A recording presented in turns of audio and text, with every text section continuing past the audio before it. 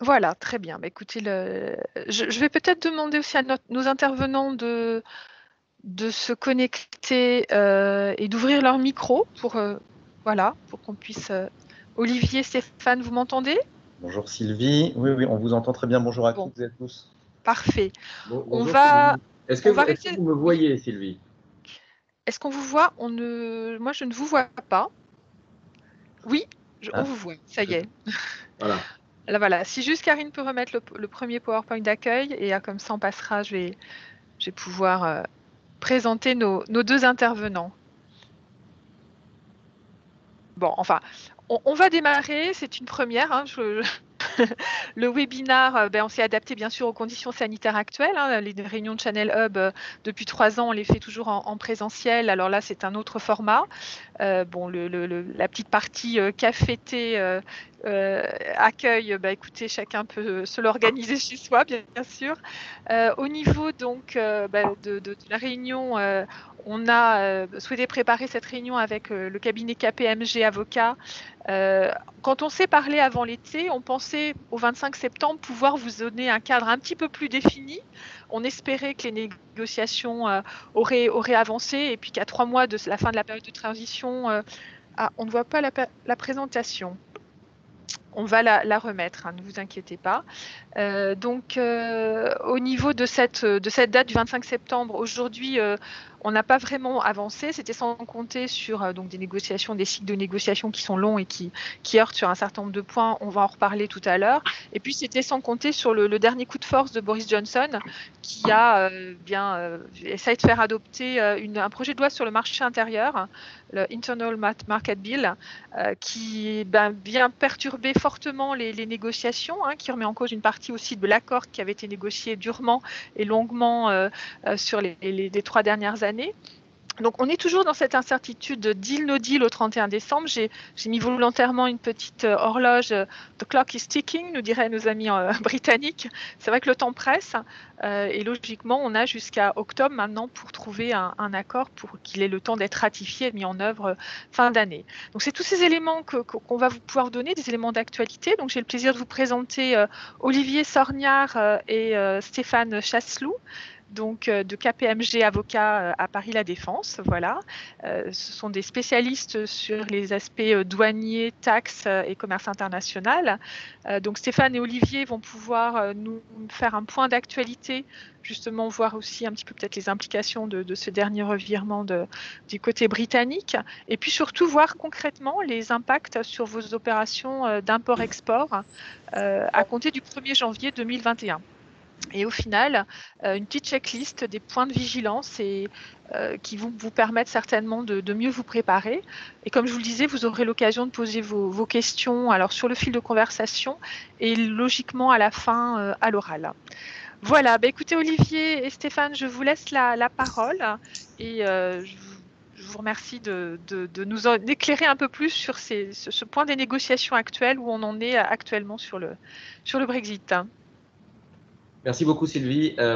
Ravi d'être avec vous ce matin, en ce temps très automnal, un peu pluvieux d'ailleurs de notre côté. J'ai l'impression que c'est un peu sur toute la France.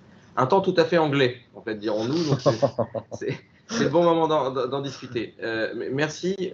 Comme vous l'avez parfaitement rappelé, Sylvie, on est dans une situation inédite. Qu'on va essayer de décrire. Alors, on va essayer de le faire de la manière la plus conviviale possible, même si on est sur une plateforme numérique pour discuter ce matin. Mais l'objectif, c'est vraiment de le faire en format, dans la mesure du possible, échange, mais d'essayer de vous donner. Parce que on vous rebat les oreilles depuis quelques temps avec ce sujet dans la presse et autres, dans un jeu de ping-pong assez ubuesque pour le lecteur. Mais aujourd'hui, notre but, c'est d'essayer de vous dire qu'est-ce qui va arriver, qu'est-ce qui ne va pas arriver. Alors, de tordre le cou aux faux nez, de tordre le cou aux fausses informations, et de vous donner ce qu'on considère fiscalement, douanièrement être notre réalité de demain. Bien sûr, avec, comme vous l'avez parfaitement rappelé, une possibilité dans cette saga d'avoir des rebondissements. Je vais laisser la parole à Olivier. Vous avez déjà commencé à déflorer le sujet, Sylvie, mais je pense qu'il est juste utile de rappeler 2-3 concepts dans la négo, savoir où on en est exactement et ce qui est la dernière date, pour pouvoir après rentrer dans le vif du sujet en considérant effectivement que nous n'aurons peut-être pas d'accord.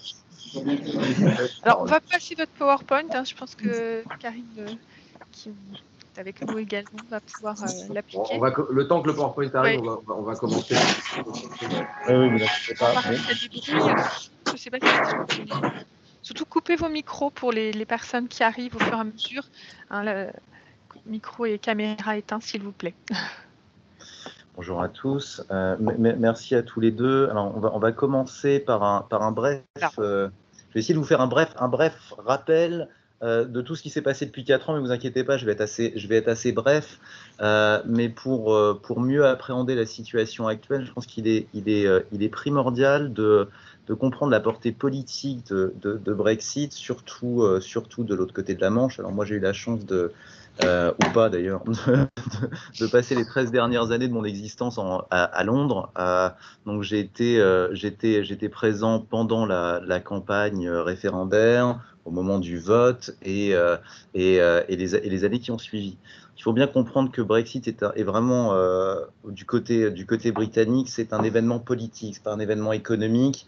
C'était vraiment un référendum très politique et pour être très clair, c'était un événement de guerre interne du Parti conservateur britannique. C'est vraiment la genèse de Brexit. Bon, c'est arrivé, donc voilà.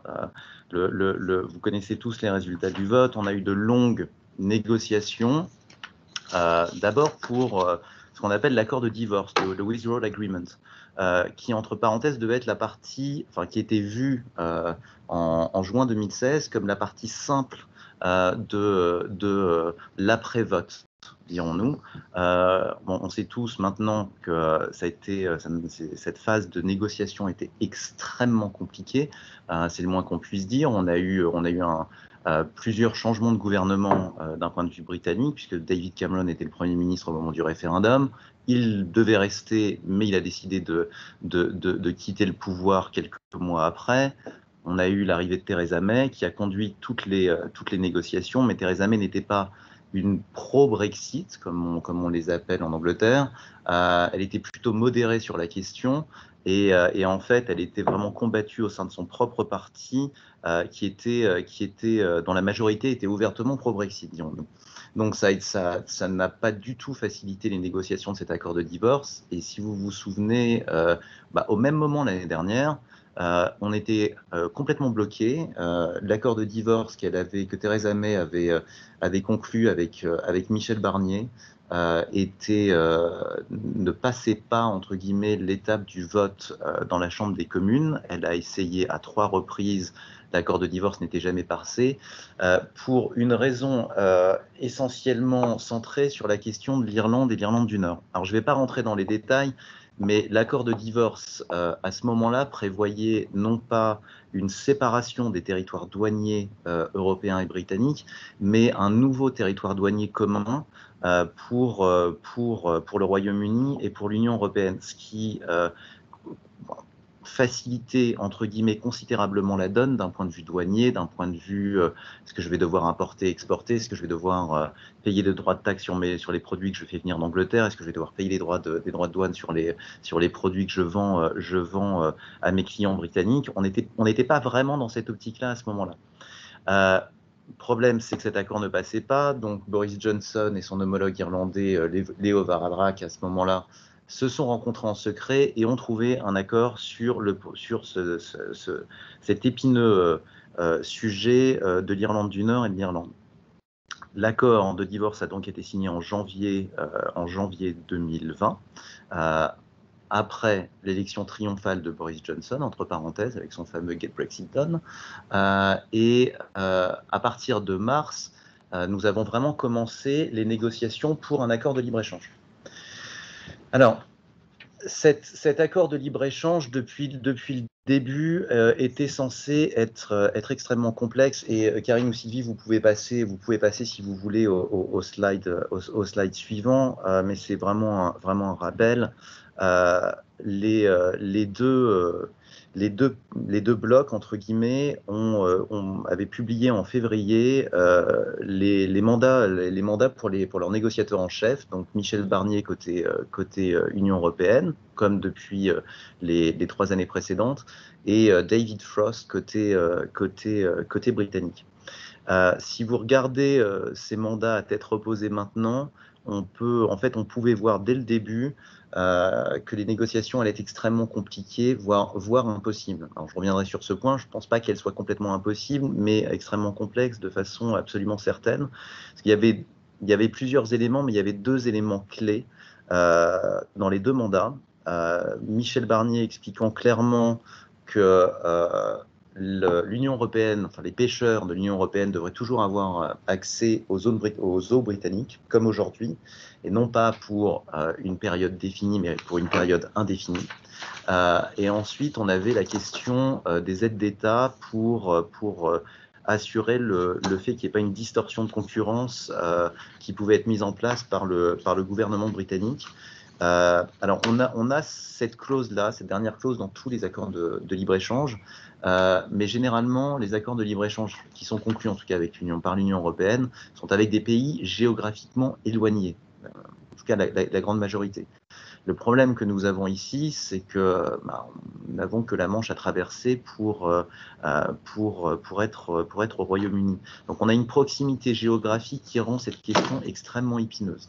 De l'autre côté, David Frost avait exactement les mêmes points, sauf que la vision britannique était extrêmement claire. Potentiel accès pour les pêcheurs européens dans les eaux britanniques, mais de façon annuelle. Donc, en fait, dans un accord séparé, on revoit cet accord tous les ans en fonction des relations, en fonction de plusieurs facteurs. Et pour la question de la concurrence déloyale et des aides d'État, le gouvernement britannique a toujours été extrêmement clair. Pour eux, Brexit veut dire que le Royaume-Uni est redevenu un État souverain et indépendant. Donc en fait, ils refusent d'avoir ce type de clause qui est pour eux un alignement sur l'Union européenne. Alors, ils emploient des mots extrêmement forts pour en parler, mais pour être clair, ils aiment beaucoup cette expression du Royaume-Uni n'est plus le vassal de l'Union européenne, donc nous refusons cette clause. Bon, on a eu la pandémie, qui est, comme vous le savez tous, arrivé en mars-avril, donc ce qui n'a pas facilité les négociations, qui devaient être extrêmement courtes, puisqu'elles commençaient en mars. On avait 5 cycles de négociations qui étaient initialement prévus. C'était essentiellement dû à la volonté des Britanniques, qui voulaient des négociations extrêmement rapides, encore une fois pour une raison politique, puisque Boris Johnson et son gouvernement actuel ont promis au peuple britannique que, alors il avait une fameuse expression qui est difficilement traduisible en français, mais il expliquait qu'il avait un accord qui était prêt à mettre au four. Voilà, ce sera la traduction littérale. Donc en fait, en faisant penser que l'accord était déjà écrit et que voilà, ce serait extrêmement rapide. Et surtout, il leur a promis des accords de libre-échange avec d'autres nations, dont les États-Unis et la Chine.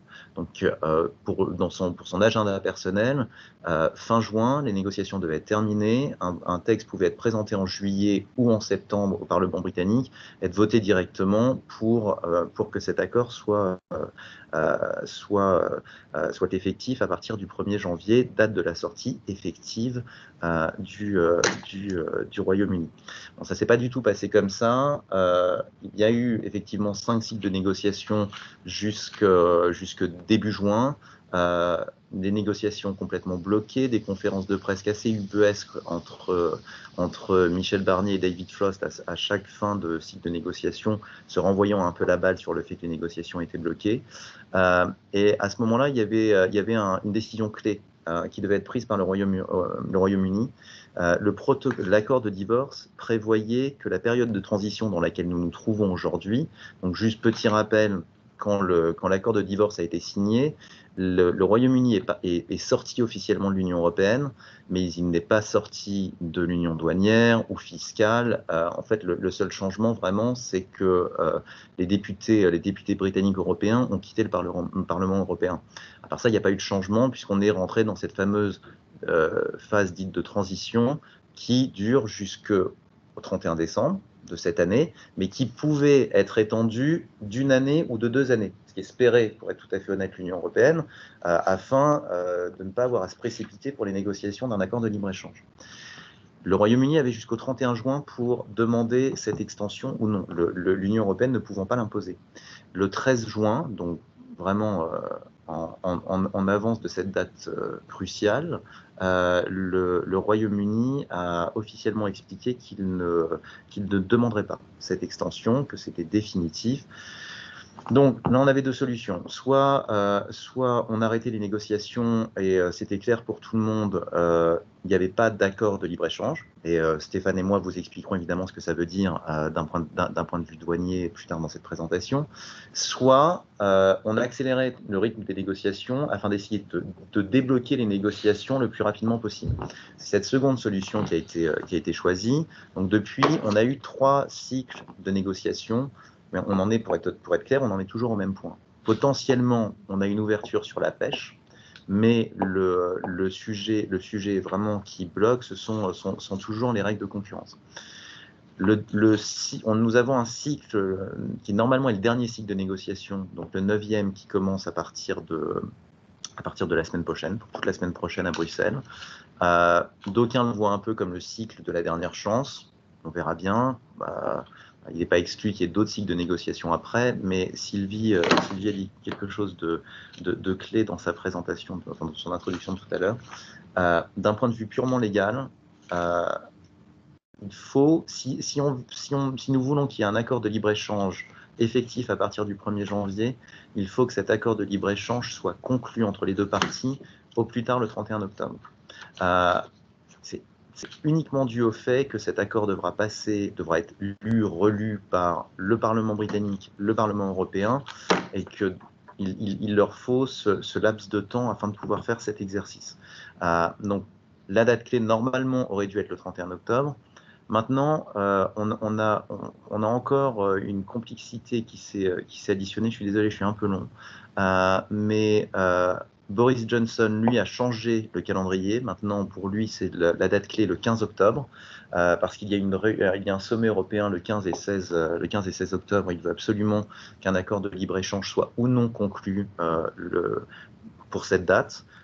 Publiquement, il explique maintenant que si un accord n'est pas conclu à cette date, le Royaume-Uni quittera la table de négociation. Bon, encore une fois, on est dans un ping-pong, comme Stéphane l'a expliqué. On est dans un jeu de dupes en ce moment. C'était prévu, mais là, on est vraiment en plein dedans, si je puis me permettre. Donc, il y a beaucoup de rumeurs, de déclarations officielles fracassantes, mais les deux équipes de négociation continuent à négocier. Il n'y a jamais eu de rupture dans les négociations. Cependant, il y a une quinzaine de jours, on a eu effectivement l'Internal Market Bill. Alors l'Internal Market Bill, je vais être assez rapide, mais en parallèle des négociations, justement pour mettre en place l'accord de divorce et surtout le protocole Irlande du Nord, qui est assez complexe, hein, quand on le lit dans l'accord de divorce actuel, il est très difficilement compréhensible. Donc on a créé ce qu'on appelle un comité joint entre le Royaume-Uni et l'Union européenne, afin d'essayer de faciliter cette mise en place de l'accord de divorce. Donc c'est vraiment séparé, c'est lié mais séparé aux négociations. Boris Johnson a décidé de faire un projet de loi afin d'essayer de réguler un peu cette mise en place de cet accord de divorce et de donner la vision du Royaume-Uni sur cet accord de divorce. Le problème, c'est qu'au niveau de la partie du protocole Irlande du Nord, le projet de loi actuel explique que les ministres britanniques, de façon unilatérale, peuvent en gros changer cet accord. Donc cet accord est un accord international et d'aucuns pensent, beaucoup, d'ailleurs une majorité des deux côtés de la Manche, pour être honnête, pensent que c'est une totale violation du droit international. Donc ça a fait beaucoup de bruit au Royaume-Uni. Boris Johnson a choisi le thème Brexit pour sa rentrée politique parce que sa gestion de la pandémie n'a pas été fameuse, donc il avait quand même besoin sa popularité s'est beaucoup effritée. Donc son sujet favori étant Brexit, il a vraiment fait sa rentrée politique là-dessus. Mais on a un message très très dur envoyé par le Royaume-Uni. C'était tout à fait conscient, hein, qu'on soit très clair. On a l'impression que Boris Johnson veut un peu utiliser une technique qu'on pourrait qualifier de trumpienne, en créant le chaos avec ce projet de loi et essayer d'en tirer le meilleur au niveau des négociations. On a un ultimatum qui a été posé par l'Union européenne au sujet de ce projet de loi, qui est assez simple. Soit vous enterrez ce projet de loi d'ici la fin du mois, soit nous entamons des poursuites judiciaires pour violation du droit international. Je dis bien poursuites judiciaires. L'Union européenne n'a pas parlé d'un arrêt des négociations en ce qui concerne l'accord de libre-échange. Donc on a, encore une fois, deux exercices qui sont intimement liés, mais qui sont quand même distincts, en tout cas aux yeux des gouvernements. Voilà où nous en sommes. L'Internal Market Bill, évidemment, le Royaume-Uni a décidé de continuer, hein, et de ne pas arrêter son projet de loi. Il est fort probable qu'il soit voté par le Parlement britannique. Il y aura une rébellion de certains députés conservateurs, et non des moindres, hein. Theresa May, les 5 derniers premiers ministres britanniques se sont élevés à l'encontre de ce projet de loi. Il est forte chance qu'il passe. Après, au niveau de la loi britannique, un projet de loi peut être voté, mais pas mis en place tout de suite. Donc, on a toujours l'hypothèse dans laquelle le projet de loi passe, l'Union européenne décide d'entamer les actions judiciaires, mais joue la montre afin que les négociations puissent continuer tranquillement. Voilà, je suis désolé, j'ai fait un peu long, mais bon, Olivier, je te coupe. Je pense que c'était nécessaire. Non, mais je te coupe, Olivier. La vraie question que tout le monde se pose, c'est ça va avoir lieu ou pas ce Brexit alors? Il a eu lieu. Brexit aura lieu. Non, alors ça aussi, non. Merci de me poser cette question. D'ailleurs, c'est parce qu'on est entre nous que je parle de Brexit, mais si je travaillais pour le gouvernement britannique, je n'aurais pas le droit de prononcer ce mot, puisqu'il est interdit dans toute communication officielle depuis le 1er février de cette année. Non, Brexit a eu lieu. Voilà, pour les Britanniques, Brexit a eu lieu, et pour Boris Johnson, définitivement, il a eu lieu. Il a rempli son mandat. Maintenant, la grande question, il n'a pas promis d'accord de libre-échange. Il a promis que Brexit aurait lieu, il a eu lieu, il a décidé de le raccourcir au niveau de la période de transition. Donc le 1er janvier, pour ceux qui doutent encore du fait que le Royaume-Uni quittera l'Union européenne de façon effective le 1er janvier, alors c'est déjà derrière d'un point de vue officiel, de façon effective, ça va se faire le 1er janvier. Enfin, personnellement, je n'ai aucun doute là-dessus. Autant en France, si je puis me permettre, on a ignoré des référendums dans le passé, ou en tout cas on a joué la montre sur certaines décisions référendaires, tant ça ne peut pas être le cas au Royaume-Uni. Ils ont voté pour le pire ou pour le meilleur, donc maintenant pour eux c'est fait, et ils sont fatigués de Brexit, juste pour être très très clair.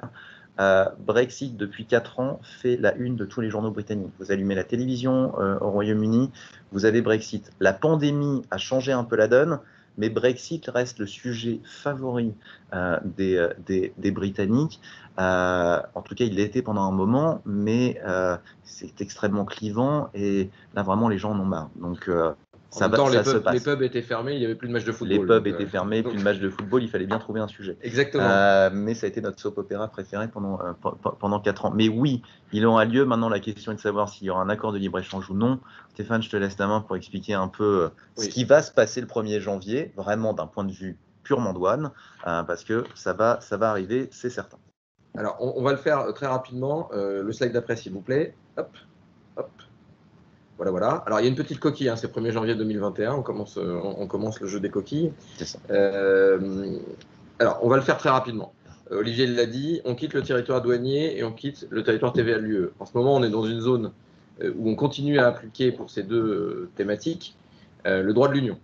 Donc, en fait, aujourd'hui, on est toujours dans les échanges avec le Royaume-Uni sous la directive TVA, sous le Code des douanes de l'Union, et on continue à travailler dans ce contexte, ce corpus juridique.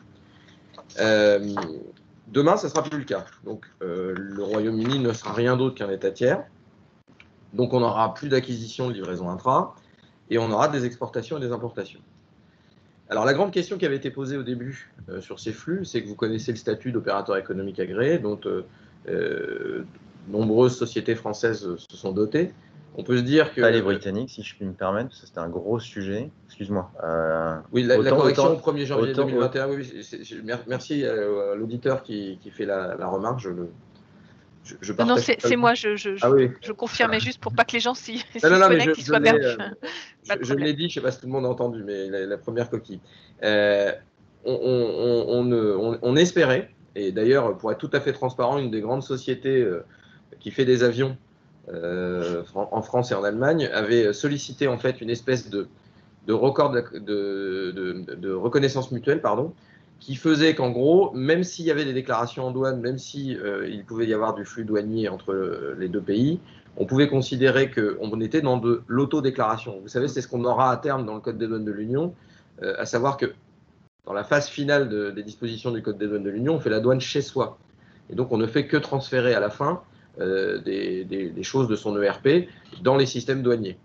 On aurait pu tout à fait imaginer qu'une société communautaire envoie dans le système douanier français que vous connaissez, qui s'appelle Delta, qui faisait miroir avec Chief CDS en fonction du temps, pour faire le dédouanement.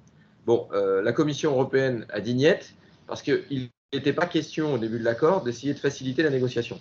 Donc on ne voulait pas non plus, pour être très transparent politiquement, avancer dans un sens positif. Donc ça n'a pas été reconnu. Et d'ailleurs, aujourd'hui, alors on vous parle sans aller plus loin dans le sujet, le système de l'OA qui existe de l'autre côté, qui est devenu très à la mode ces derniers temps, qu'il était très peu. C'est facile, le Royaume-Uni était le dernier pays au niveau des autorisations OEA, et post-référendum, il y a eu aussi l'effet du nouveau code des douanes communautaires qui a aussi facilité ce mouvement, mais vous avez une recrudescence des demandes d'OEA au Royaume-Uni qui a été absolument dingue pendant, depuis les 3 dernières années, un peu moins maintenant, mais les sociétés britanniques espéraient justement qu'il y ait cette reconnaissance mutuelle des deux autorisations.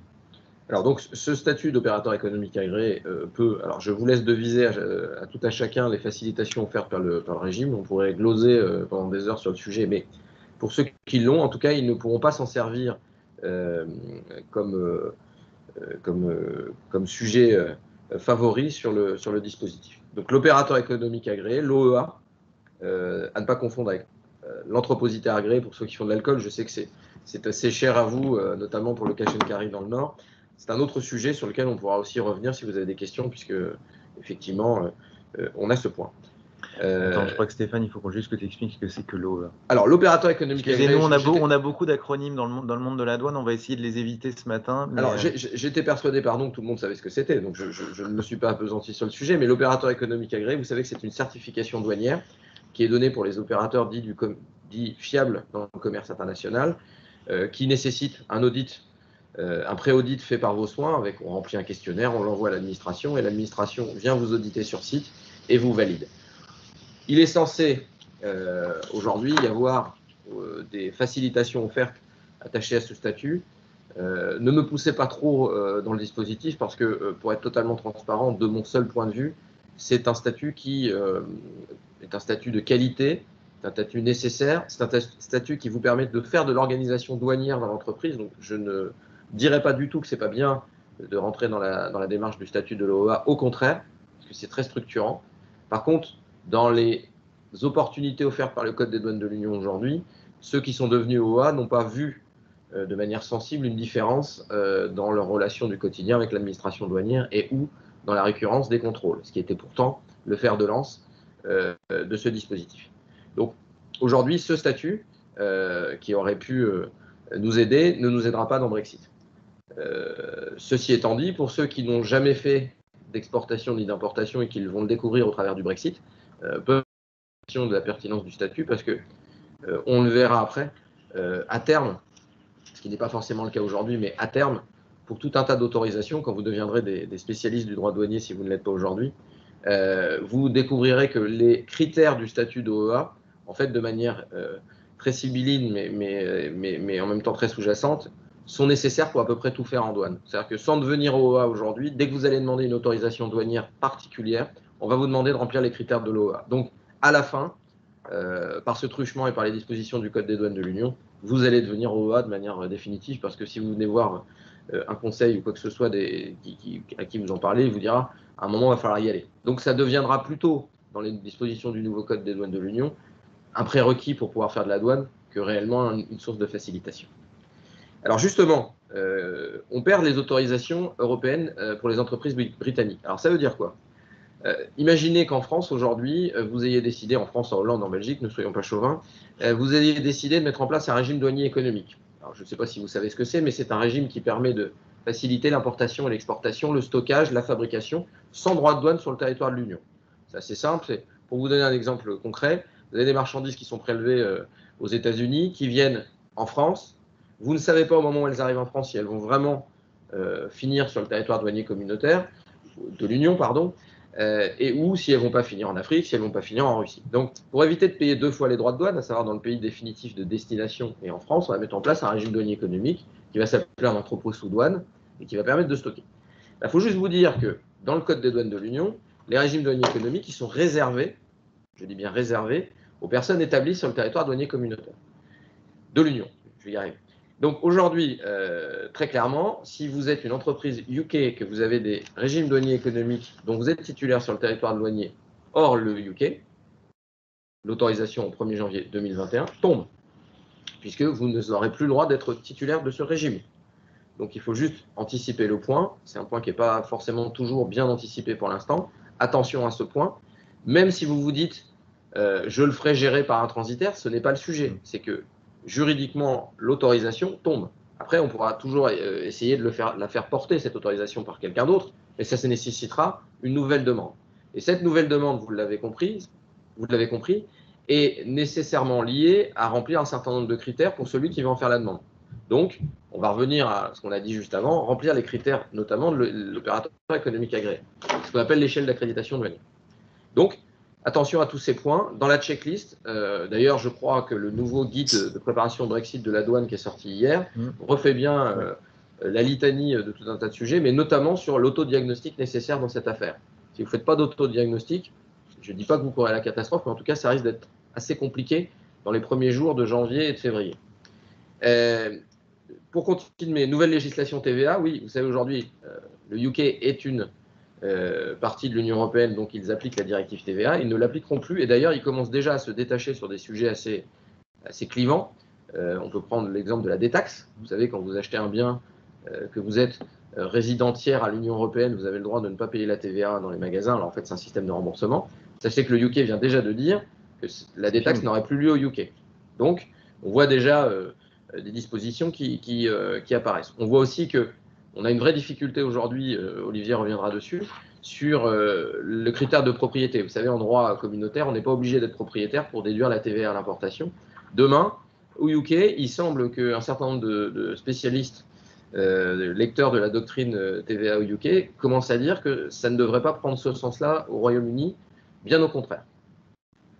On a aussi, et c'est le dernier sujet, c'est peut-être d'ailleurs en réalité ce que nous, les spécialistes douaniers, on attend le plus, parce qu'il ne reste plus que ça, et en fait, on nous parle de l'accord depuis tout à l'heure, mais en réalité, nous, d'un point de vue douanier TVA, on a presque déjà tout, en fait, en réalité, et que la négociation ne portera que sur, pour nous, l'accord de libre-échange, à savoir l'origine préférentielle et les tarifs. On a déjà le tarif britannique. Alors, il ressemble, on en discutait hier avec Olivier, il a l'air de ressembler beaucoup à celui qu'on a à l'arrondi près. Alors, ils ont arrondi à la baisse, ouais. peut-être pour faire du dumping vers le bas. C'est le cas, c'est la volonté. Et si je puis me permettre, Stéphane, juste de te couper 2 secondes, on avait déjà eu un tarif britannique qui avait été publié en 2019. Et la plupart en tout cas des sociétés britanniques qui justement faisaient un peu leur préparation Brexit, ont calculé et ont potentiellement, vous ont potentiellement soumis en fonction de vos flux leurs analyses. Point de vue, bon, si on n'a pas d'accord de libre-échange, et encore une fois, on va revenir sur les différences entre l'accord de libre-échange ou non-accord de libre-échange, mais voilà, en fonction du tarif britannique, voilà un peu de quoi on parle, à quel droit de douane seront soumis les produits à l'importation au Royaume-Uni. Donc la plupart des sociétés britanniques ont fait leur analyse en utilisant ce tarif. Ce tarif est caduc. Ce tarif est obsolète. Alors, on n'en a pas énormément parlé de ce côté-ci de la Manche, mais Boris Johnson, encore une fois, il faut bien comprendre que Theresa May et Boris Johnson, c'est l'alpha et l'oméga d'un point de vue Brexit. Donc là où Theresa May, encore une fois, et c'était avec l'accord de divorce, et c'était avec ce tarif et plein de simplifications qu'elle avait décidé d'inventer, vous avez peut-être entendu parler d'une autorisation qui s'appelait TSP, Transit Simplified Procedure. Toutes ces simplifications ont été annulées par le gouvernement Johnson et un nouveau tarif a été publié en juin de cette année. Donc c'est le tarif dont Stéphane parlait il y a 2 minutes. C'est un tarif complètement différent et beaucoup plus proche effectivement du tarif de l'Union européenne, où la plupart des biens qui vont être importés au Royaume-Uni, que ce soit par des sociétés européennes ou par des sociétés britanniques, vont être taxables. Donc il faut être très très clair là-dessus. On n'est plus sur le monde un peu rêvé de Theresa May, entre guillemets, où la plupart des produits qui auraient été importés de l'Union européenne et d'autres pays, entre parenthèses, puisqu'un tarif ne s'applique pas simplement à un groupe de pays, mais à tous les membres de l'Organisation mondiale du commerce et des douanes, on est vraiment sur des droits de douane à payer au moment de l'importation. Pardon, excuse-moi Stéphane. Non, je t'en prie. Et le tarif des douaniers de l'Union, vous le connaissez, enfin vous le connaissez, en tout cas vous allez apprendre à le connaître, il sort tous les ans, à peu près à cette période, en octobre. Vous avez un règlement de l'Union qui reprend position de nomenclature par position de nomenclature l'intégralité des droits de douane applicables aux produits. Alors je vais tordre le cou tout de suite à une croyance qui, à mon avis, est très importante. Il y a très très peu de chances, voire aucune chance, qu'on puisse considérer que parce qu'on aurait payé les droits de douane au UK, on ne les paierait pas dans l'Union, et parce qu'on les a payés dans l'Union, on ne les paierait pas au UK. Je me permets juste cette remarque parce que c'est une croyance partagée. Mais c'était possible sous la première version de l'accord de divorce, d'où la complexité de la chose. Aujourd'hui, on n'est plus là-dedans. Ça, c'est le seul cas où, en réalité où ça existe, c'est l'accord avec la Turquie, avec des certificats qu'on va appeler des certificats ATR. Ces certificats, en réalité, disent que quand on a payé les droits de douane dans un des États de la zone, on ne les paye plus dans l'Union. Bon, les relations avec la Turquie font qu'aujourd'hui, ça aussi, c'est discutable. Mais n'oubliez pas quand même que l'accord sera un accord d'origine préférentielle. Dit autrement, voilà. Cet accord d'origine préférentielle nécessitera de l'ouvraison, que ce soit au UK, et de l'ouvraison, que ce soit dans l'Union, pour aller dans l'autre zone sans droit de douane. Donc ne croyez pas que parce que vous achetez des biens dans l'Union, ou que parce que vous fabriquez des biens dans l'Union, vous êtes tranquille, vous ne paierez pas de droit de douane au UK s'il y a un accord. Même s'il y a un accord, vous devrez démontrer que vous bénéficiez de l'origine dit préférentielle prévue par l'accord. Et donc là, bon courage, parce que c'est des critères de valeur ajoutée, c'est des critères de transformation suffisante, et il faudra du temps pour les appréhender. Donc aujourd'hui, faites très attention avec ce sujet-là, parce que c'est une croyance malheureusement partagée. C'est pas du tout comme ça que ça va fonctionner. Donc attention à ce point, même s'il y a un accord, il y a quand même de fortes chances qu'il y ait des droits de douane. Alors c'est pas le pire, mais je donne juste un exemple. Dans le monde automobile, les droits de douane, c'est 10%. Donc 10% sur la valeur d'un bien, c'est la valeur en plus, si on l'a totalement fabriqué, c'est quasiment la valeur de vente. On risque d'avoir quelques sujets, sans parler des sociétés de vente à distance et autres, sur lesquels on pourra revenir. Slide d'après, s'il vous plaît. Voilà, alors aujourd'hui, je ne vais pas aller très loin. Aujourd'hui, vous savez ce que vous faites. Vous faites des livraisons intracommunautaires, vous faites des déclarations d'échange de biens. Et puis, vous êtes censé, entre guillemets, respecter le dispositif communautaire. Alors, ce qui est très compliqué dans le Brexit, et c'est ce que je dis à beaucoup de clients, c'est qu'il y a plein de gens qui n'ont jamais fait de douane, parce que la DEB, en réalité, malheureusement ou heureusement, j'en sais rien, elle est toujours un peu faite avec l'optique de la statistique, puisque c'est bien son but. On appelle ça d'ailleurs une intrastat dans le droit de l'Union. Elle est faite à des fins statistiques. Donc, à l'intérieur de cette DEB, je reviens là-dessus, mais c'est vraiment le sujet, vous avez des codes douaniers tarifaires qui sont mis, ce qu'on appelle le classement, là, dont on a parlé, qui nous permettent de mettre les droits de douane. Bon, il y a un gros boulot à faire là-dessus, parce que quand on voit comment sont remplis les DEB, sur la partie classement, on se pose pas mal de questions. Il y a beaucoup de sociétés, pour être très clair, clientes, qui, en DEB, j'espère qu'il n'y a pas d'inspecteur douanier dans l'auditoire, qui nous mettent un classement douanier tarifaire pour tous les produits qu'ils vendent. Bon, c'est de la stat, c'est de la DEB, on est juste en train de fausser les statistiques. Ouais, sauf que demain, c'est plus les statistiques qu'on va fausser, c'est qu'on va être en infraction douanière dans les deux sens. Et si je puis me permettre, excuse-moi Stéphane, d'un point de vue exercice Brexit pour quantifier la potentielle dette douanière des deux côtés, alors pour en avoir fait énormément à Londres de ce type d'exercice, on s'est évidemment servi des intrastats puisqu'on va considérer que les arrivées vont devenir des importations, etc. Ça fausse considérablement les résultats. Uniquement à partir de ce sujet-là, le fait que les intrastats ne soient pas bien faites entre guillemets, et que le classement tarifaire des produits qui est déclaré sur les intrastats est en fait n'est pas correct. Donc ça a faussé beaucoup d'études Brexit dont j'ai fait partie. Alors qu'est-ce qui va se passer demain, une fois qu'on a dit ça? Donc slide d'après s'il vous plaît. Post-Brexit, bon. Alors, la première des choses, c'est retard aux frontières. Alors, on verra si on peut y pallier. Le guide de préparation au Brexit, côté, on a parlé de TSP et autres. On verra si on trouve des moyens douaniers d'essayer d'optimiser. Bon, il reste quand même que les voies logistiques, hein, n'oubliez pas, elles ne sont pas très nombreuses pour aller de l'autre côté de la Manche. Donc, il y aura quand même peut-être quelques bouchons. C'est ce qu'on nous prédit en tout cas. Bon, vous allez faire des déclarations en douane. Hein. Ça, de toute façon, on n'y comprend pas. Même si on fait du colis postal, hein, les CN22, les CN23 dans l'Union postale universelle, même si on est VP6, vous serez obligé de faire de la déclaration en douane. Alors, sous différentes formes en fonction des niveaux, mais vous aurez l'obligation de la faire. Donc, on verra comment ça marche. Il faudra payer les droits de douane et puis il faudra être en conformité avec les règles douanières. On reviendra sur ce point juste après, parce qu'il y a un certain nombre aussi d'évolutions dans le code des douanes de l'Union qui peuvent être embêtantes. Notamment, il faudra bien gérer vos incoterms. Ça, c'est un point extrêmement important. Vous aurez des contrôles douaniers. Alors ça, je le dis juste, et c'est pas moi qui le dis, ce sont les inspecteurs de l'administration douanière et la direction générale. C'est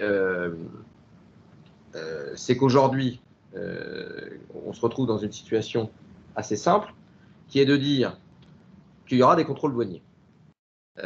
Et que les gens qui vont vous faire les contrôles, en tout cas côté Union, ils vous attendent au tournant. Alors, pourquoi? Parce qu'on adore les Anglais, mais ce sont quand même nos meilleurs ennemis, ça c'est le premier point. Deuxièmement, il ne faut surtout pas politiquement leur faciliter la tâche. Il faut montrer que c'est un cauchemar, parce que, comme vous le savez, il y en a d'autres à l'autre bout de l'Union qui n'étaient pas très loin à un moment de sortir. Hein. Ceux qui connaissent un peu les déclarations de Viktor Orban pourront y retrouver des choses assez proches de Boris Johnson. On avait un risque de démantèlement du droit de l'Union. Et on a d'ailleurs dans les programmes politiques dans pas mal de pays une volonté de se resserrer autour de quelques pays. Donc dans les programmes aujourd'hui, et on le verra avec certainement la prochaine étape qui sera la présidentielle chez nous, il y aura certainement des choses. Donc les douaniers sont nécessairement sur le sujet. Et les douaniers ne sont pas tout seuls, parce qu'il y a des contrôles juste derrière. Et ces contrôles, c'est le contrôle de la norme. Et ce contrôle de la norme, le contrôle phytosanitaire, le contrôle de la conformité des produits, le contrôle de tous ces produits-là, ils sont faits par des douaniers, mais qui ont à côté d'eux, au poste, ce qu'on appelle le PIF, le poste inspection frontière, il est composé de spécialistes aussi vétérinaires et autres. Et on sait qu'on a beaucoup d'échanges vétérinaires, enfin sur l'alimentation avec le Royaume-Uni. Ils sortent de l'école, parce que ceux qui ont été pris pour ça sont sortis tout frais moulus de l'école, puisqu'il a fallu recruter beaucoup pour l'établissement de cette nouvelle frontière. Dans l'expression des douaniers aujourd'hui, ce qu'on nous a dit, c'est qu'ils ont bouffé le manuel de manière très familière. Bouffer le manuel veut dire ils n'ont pas l'attitude ou l'expérience du vieux veto ou du vieux douanier qui va permettre de comprendre quel est le risque et de cartographier le risque de la bonne manière. Donc ce qu'on peut anticiper, c'est que si on est bon en douane, il faudra aussi qu'on soit vigilant sur tout ce qui entoure la déclaration douanière et tout ce qui est licence et autres. Je passe aussi sur le sujet des biens à double usage et de l'export contrôle qui s'appliquaient aujourd'hui déjà en intraco, puisque ce sont parfois des normes qui sont dérogatoires à la libre circulation. Mais en réalité, il va y avoir aussi ce sujet-là, c'est-à-dire que quelqu'un qui vendrait des biens à l'exportation, un bien à double usage qui peut être utilisé à des fins civiles et militaires, qui n'était soumis à aucune norme aujourd'hui, va peut-être être soumis aujourd'hui. Je vous invite, pour ceux qui se sentiraient concernés, à aller voir le propos du service des biens à double usage, puisqu'on est en train d'expliquer comment on va gérer le Brexit demain. On va avoir de la TVA à l'importation, donc il faut se poser toutes ces questions-là. Et puis, évidemment, tout ce qui est régime douanier économique. Alors, le temps tourne et on a déjà passé pas mal de temps. On va maintenant discuter du concret. Alors, on va aller sur l'exportation depuis la France. Je laisserai la parole après à Olivier pour la partie UK. Bon, vous avez dû déjà tous en entendre parler. On nous parle beaucoup de frontières intelligentes. Voilà. Je trouve ça très bien, mais en même temps, je vais quand même y mettre un bémol. C'est mon côté critique du sujet. C'est pas totalement une nouveauté, tout ce qu'on nous met en place. C'est-à-dire que c'est plus l'application à un nouveau système d'un tout un tas de sujets qui existaient avant. Ce qui peut être nouveau dans l'absolu, dans un sens ou dans l'autre, c'est l'appairage. C'est-à-dire comment on va suivre, entre guillemets, le flux du produit. À savoir que ce qu'on veut éviter, vous l'avez compris, c'est de passer le tunnel, passer le channel et de se retrouver à l'exportation en France bloqué sur le parking et à l'importation au UK se retrouver bloqué à l'arrivée. Parce que le droit douanier, il ne sait pas faire autre chose que dédouaner au premier point de dédouanement. Et après, tout le reste, c'est du régime douanier économique, c'est des déclarations de transit, c'est tout ce qu'on veut. Mais d'un point de vue strict, la douane, c'est on passe la frontière, on déclare. Ça n'a pas évolué dans le temps, sauf sous couvert de tout un tas de simplifications douanières dont on parle ici. Donc aujourd'hui, on a décidé de simplifier et on a décidé de faire ce qu'on appelle des déclarations anticipées dans un système qui vont être appairées avec les plaques du camion pour caricaturer. Et donc, on va du coup automatiser la déclaration et permettre, entre guillemets, de faire du côté de l'exportation une déclaration très simplifiée, puisqu'on n'en aura rien à faire avant de passer le tunnel, ni monter sur le bateau, ni prendre l'avion, et on arrivera de l'autre côté comme étant un importateur. C'est de l'autre côté d'autres régimes qui vont prendre la suite de ces dispositifs. Alors, totalement ou pas, non, parce que si on va jusqu'au bout, on peut doubler ces déclarations de ce qu'on appelle le transit commun. Pour s'éviter d'avoir à déclarer côté UK, directement à l'arrivée, on va mettre en place un transit commun qui va nous permettre, avec un bureau de passage, Olivier reviendra dessus tout à l'heure, d'aller dédouaner directement dans les locaux de l'entreprise qui est la destinataire des marchandises. Mais si on ne mettait pas en place tous ces systèmes, on pourrait envisager d'avoir à déclarer tout de suite à la sortie du tunnel. Ce qui était d'ailleurs, pour être très clairement précis sur le dispositif, c'était d'ailleurs exactement ce que les douaniers français ont craint pendant toutes les phases de test de cette frontière intelligence à l'exportation. Ils disaient, ça marche chez nous, mais on ne sait pas ce qui se passe de l'autre côté parce qu'ils n'avaient pas le droit de discuter entre douaniers. Il faut aussi que vous l'ayez en tête, ils avaient une interdiction de l'Union européenne de discuter entre douaniers sur le sujet.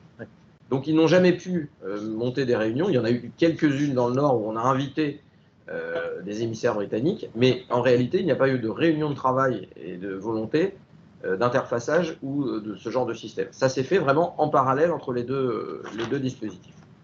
Donc, je vous ai mis dans le slide d'après la manière dont les différents rôles se font. Préparation de la marchandise, déclaration en douane, expédition de la marchandise, appairage sur le site pour le transporteur. Donc, c'est très clair, c'est très simple. Ce qui est important pour vous, c'est bien de retenir la logique. Excuse-moi de t'interrompre, Stéphane, mais alors en gros, donc, je suis une société française aujourd'hui qui fait de l'intraco, donc qui n'exporte pas. Donc à partir du 1er janvier, quand j'envoie mes produits en Angleterre, je deviens exportateur, bien d'accord. Oui. Donc j'ai besoin d'un numéro EORI pour qu'il y ait l'identification douanière européenne pour pouvoir faire ça. Alors au niveau de la frontière dite intelligente, et un exportateur a besoin d'une autorisation pour s'en servir, ou est-ce que ça va être automatique? Alors automatique, oui et non. Tout doit se faire avant. C'est-à-dire que pour que ça fonctionne, il faut rentrer dans les systèmes. Donc on parle du transit commun, on va parler Delta T, il va falloir faire des demandes d'autorisation. Si on n'est pas dans le Delta G, il va falloir aussi demander des accréditations. Donc pour faire tout le système dont on parle là, il faut rentrer dans les systèmes de l'administration douanière et il faut donc avoir une existence, un numéro EORI, et puis toutes les autorisations qui vont bien. Parce que pour aller dans Delta, vous allez être obligé d'avoir des accréditations informatiques, parce que c'est un logiciel informatique, mais aussi il va falloir que vous présentiez toutes les procurations en douane, parce que vous allez le faire vous-même ou au travers d'un déclarant en douane, et dans l'absolu, dans ces cas-là, il y a tout un tas de papiers à remplir pour responsabiliser. Donc, ça ne va pas se faire comme ça. Il y a un deuxième écueil dans ce que tu dis, et qui est extrêmement important, c'est que aujourd'hui, si vous avez déjà un numéro EORI, il suffit. Mais si vous êtes côté européen, oui. Voilà, le numéro européen, on est à l'exportation. On oui, verra on est bien d'accord. le sujet. On a un deuxième sujet ici. c'est que on n'a pas parlé d'Incoterm. Donc aujourd'hui, on est en train de se dire, demain, je viens exportateur. En intraco, vous n'avez jamais trop regardé, alors même s'il y a les quick fixes qui arrivent et qui vont peut-être un peu faciliter le sujet, mais jusqu'à aujourd'hui, on pouvait très bien faire des livraisons intracommunautaires depuis la France en étant une société française, mais avec aucunement la charge du transport. On va appeler basiquement du ex-works. Alors c'est un incoterm qu'on n'aime pas beaucoup, nous les douaniers, je crois que les TVI, pas non plus, mais qui existait dans la vraie vie, c'est-à-dire que c'était la société UK qui venait avec son transporteur chercher les marchandises en France et qui les emmenait au UK. Ça, c'était la définition d'aujourd'hui. Il faut qu'on regarde demain ce qui se passe. Parce que, est-ce que dans un schéma comme celui-là, alors qu'on n'aurait rien prévu, il ne faut pas penser que le UK va venir en France faire sa déclaration d'exportation. Et donc, je prends le slide juste après, ça ne sera même pas possible. Voilà. Une société UK au 1er octobre 2020, donc c'est-à-dire dans une semaine, dans 5 jours, une société non-UE ne pourra plus apparaître comme exportateur dans une déclaration en douane à partir du 1er octobre 2020. Dit autrement, une société UK qui avait l'habitude de venir prélever des marchandises, et on aurait pu considérer qu'elle était en charge de l'exportation demain des marchandises, c'est d'ailleurs une croyance de beaucoup d'opérateurs, dit moi je vends export, donc c'est pas mon sujet, ça va devenir parce que le UK ne pourra pas venir chercher la marchandise en étant exportateur. Ils pourront toujours faire le transport s'ils veulent, mais c'est vous qui allez prendre la responsabilité. Vous ou un transitaire en douane qui va se mettre dans la case exportateur. Mais en tout état de cause, il va falloir complètement repenser le schéma et peut-être changer l'incoterm et peut-être changer vos contrats. Donc, juste une petite question qui apparaît, Stéphane. Le numéro d'EORI, c'est bien à la société, c'est pas au transitaire de l'obtenir. C'est le numéro de la société. C'est bien la société. Oui, absolument. On nous pose la question de savoir s'il faut un numéro EORI côté britannique, enfin un EORI UK par exemple. Alors on déflore le sujet déjà, puisque en fait, on a essayé de séquencer le dispositif pour que vous puissiez avoir le flux dans l'ordre. Alors on fait. On l'aura après. D'accord. Voilà, on fait exportation, donc, importation. Exportation côté France, on a besoin d'un numéro EORI européen, voilà. donc non britannique, à partir du 1er janvier. Donc voilà, pour qu'une société puisse exporter, comme Stéphane venait de le dire, depuis l'Union européenne, l'exportateur va maintenant devoir être établi dans l'Union européenne, donc de facto on exclut toutes les sociétés britanniques, et devra avoir un numéro EORI européen. C'est les deux premières choses extrêmement importantes à partir du 1er janvier. Évidemment, après ce que Stéphane a expliqué sur la frontière intelligente, mais vous voyez que déjà, ne serait-ce que pour un flux d'export qui est normalement censé être le flux le plus simple, entre guillemets, comparé au flux d'importation, déjà une préparation à mettre en place. Donc voilà, et encore une fois, hein, juste pour être très très clair, le 1er janvier, ça c'est obligatoire, qu'il y ait un accord de libre-échange ou qu'il n'y ait pas d'accord de libre-échange.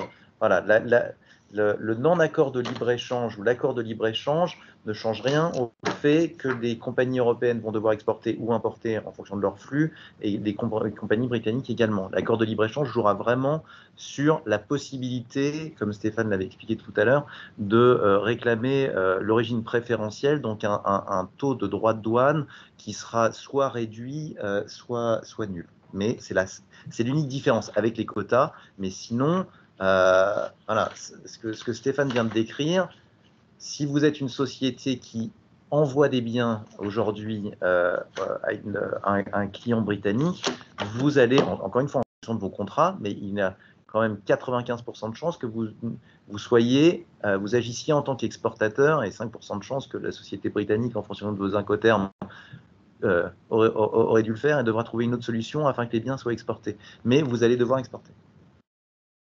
Alors, alors il y a une. On peut répondre directement. Ouais, il y a une question directement. Donc, demain, une société UK pour vendre en FR ou UE devant européen. Alors, ça va dépendre si elle est importatrice. Mais de facto, si vous avez déjà demandé un numéro EORI, vous savez que vraisemblablement, il en faut un. Alors, ce n'est pas une vérité absolue, mais il risque d'y avoir besoin d'un numéro EORI. Pourquoi ce n'est pas une vérité absolue? Parce que on peut très bien demain décider à l'importation que l'importateur serait le transitaire en douane ou la société qui va acheter les biens. Et donc, du coup, on pourrait avoir, par un truchement intellectuel un peu complexe, mais on pourrait envisager que c'est son client qui fait l'importation et et qu'on vend juste avant l'importation. Donc c'est pas une vérité absolue. Mais oui, vous pouvez partir du postulat qu'il y a ce sujet-là. Alors je mettrai un deuxième bémol, c'est que surtout si vous vendez dans l'Union, il faudra se poser la question de savoir si vous y avez un établissement pour avoir besoin d'un numéro de TVA aussi. Puisque au-delà du sujet de l'EORI, et d'ailleurs l'EORI n'est rien d'autre qu'un copier-coller du numéro TVA communautaire, hein, puisque si vous regardez, c'est juste qu'il y a des zéros qui changent, mais à part ça, c'est le même. Généralement, vous avez aussi besoin d'un numéro de TVA. Donc, gardez en tête qu'une société UK qui veut vendre demain dans l'Union, il faudra qu'elle soit titulaire d'un numéro, sauf si elle n'est pas l'importatrice, et auquel cas, c'est sa cliente qui l'est. Donc, oui, en tout cas, il faudra se poser la question et faire des démarches auprès de l'administration, vraisemblablement, si on en a besoin. J'attire juste votre attention sur un point. Si autour du téléphone, nous avons des fiscalistes, la notion d'établissement, alors on n'a pas parlé depuis tout à l'heure, mais la notion d'établissement au sens douanier n'est pas la même notion que l'établissement au sens TVA, qui n'est pas non plus la même que la notion d'établissement au sens de l'impôt sur les sociétés. Donc on ne va pas passer des heures à l'expliquer, mais être établi au sens douanier du terme, dans le code douanier des douanes de l'Union, vous avez un critère d'établissement qui n'est pas un copier-coller des autres. Donc on verra, et d'ailleurs c'est ce qui nous a permis d'écrire ici, qu'on sait déjà qu'il y a des États membres qui ont décidé qu'une succursale, quand bien même ces succursales pourraient remplir les critères du code TVA, ne rempliraient pas celles du code des douanes de l'Union. Donc aujourd'hui, vigilance sur ce point, on est dans ce point. Alors on a exporté l'Union, on a fait de la frontière intelligente, le camion est parti, le chauffeur dans son application a bien tout fait. Il a passé la frontière. Olivier, il arrive au Royaume-Uni. Voilà. Qu'est-ce qui se passe? Bon, alors là, on a un petit souci entre guillemets, parce qu'on n'a pas de frontière intelligente, en tout cas de près de côté britannique. Vous pouvez sauter 2 slides, Karine, si vous m'entendez. On a alors évidemment, encore une fois, rien n'est simple avec Brexit. Il y a 2 mois, je vous aurais dit, il n'y a pas de problème. Il y a un problème, vous devez faire une déclaration d'importation pure et dure côté britannique, contrôle phytosanitaire dont tu as parlé en fonction de la nature des produits, paiement de droits de douane, de la TVA à l'importation, etc., etc. Bon, ça c'était encore une fois, ce que je disais tout à l'heure, on est dans un jeu de dupes en ce qui concerne les négociations, mais on a des petits soucis de système informatique côté britannique pour être très très clair. On est sur un système informatique douanier aujourd'hui qui s'appelle Chief, c'est ce que tu as expliqué Stéphane rapidement tout à l'heure. Ce système est obsolète et devait être remplacé par un nouveau système qui va s'appeler CDS, qui est plus intelligent entre guillemets et qui peut absorber plus de déclarations d'import et d'export. En gros, Chief peut en absorber 55 millions par an, CDS peut en absorber 75 millions par an, sauf que CDS a été designé avant Brexit. Donc ne prenez absolument pas en compte Brexit et le fait que, encore une fois, tous les mouvements intracommunautaires aujourd'hui deviendront des imports et des exports à partir du 1er janvier. On estime le nombre de déclarations à l'import et l'export à faire côté britannique à 255 millions par an. Donc encore une fois, CDS peut en absorber 75. Bon, Chief est toujours présent, CDS ne fonctionne pas, ce qui est quand même un problème. Donc on part sur le 1er janvier à au mieux Chief et un peu en parallèle CDS. Donc vous pouvez légitimement imaginer que les autorités douanières britanniques sont légèrement sur les dents et la posture très agressive entre guillemets du gouvernement Johnson, encore une fois, éliminant toutes les simplifications qui avaient été créées par Theresa May, dont le fameux TSP, je me permets d'y revenir.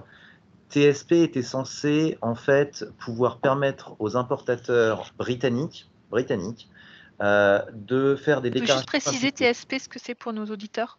C'est le sigle.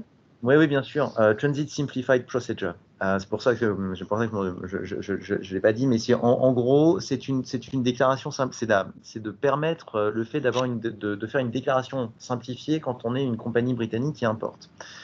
C'était un Big Bang total dans le monde de la douane britannique, cette autorisation, puisque une autorisation similaire qui en fait permet le dédouanement à domicile, qui s'appelle, encore une fois, excusez-moi pour les acronymes, mais CFSP, Customs Freight Simplified Procedure, est une autorisation qui existe déjà, mais qui est soumise à des conditions absolument drastiques. Il faut à peu près au moins 6 mois minimum entre le moment où on prépare, où une société se prépare à la demande d'un tel régime et à partir du moment où elle l'obtient.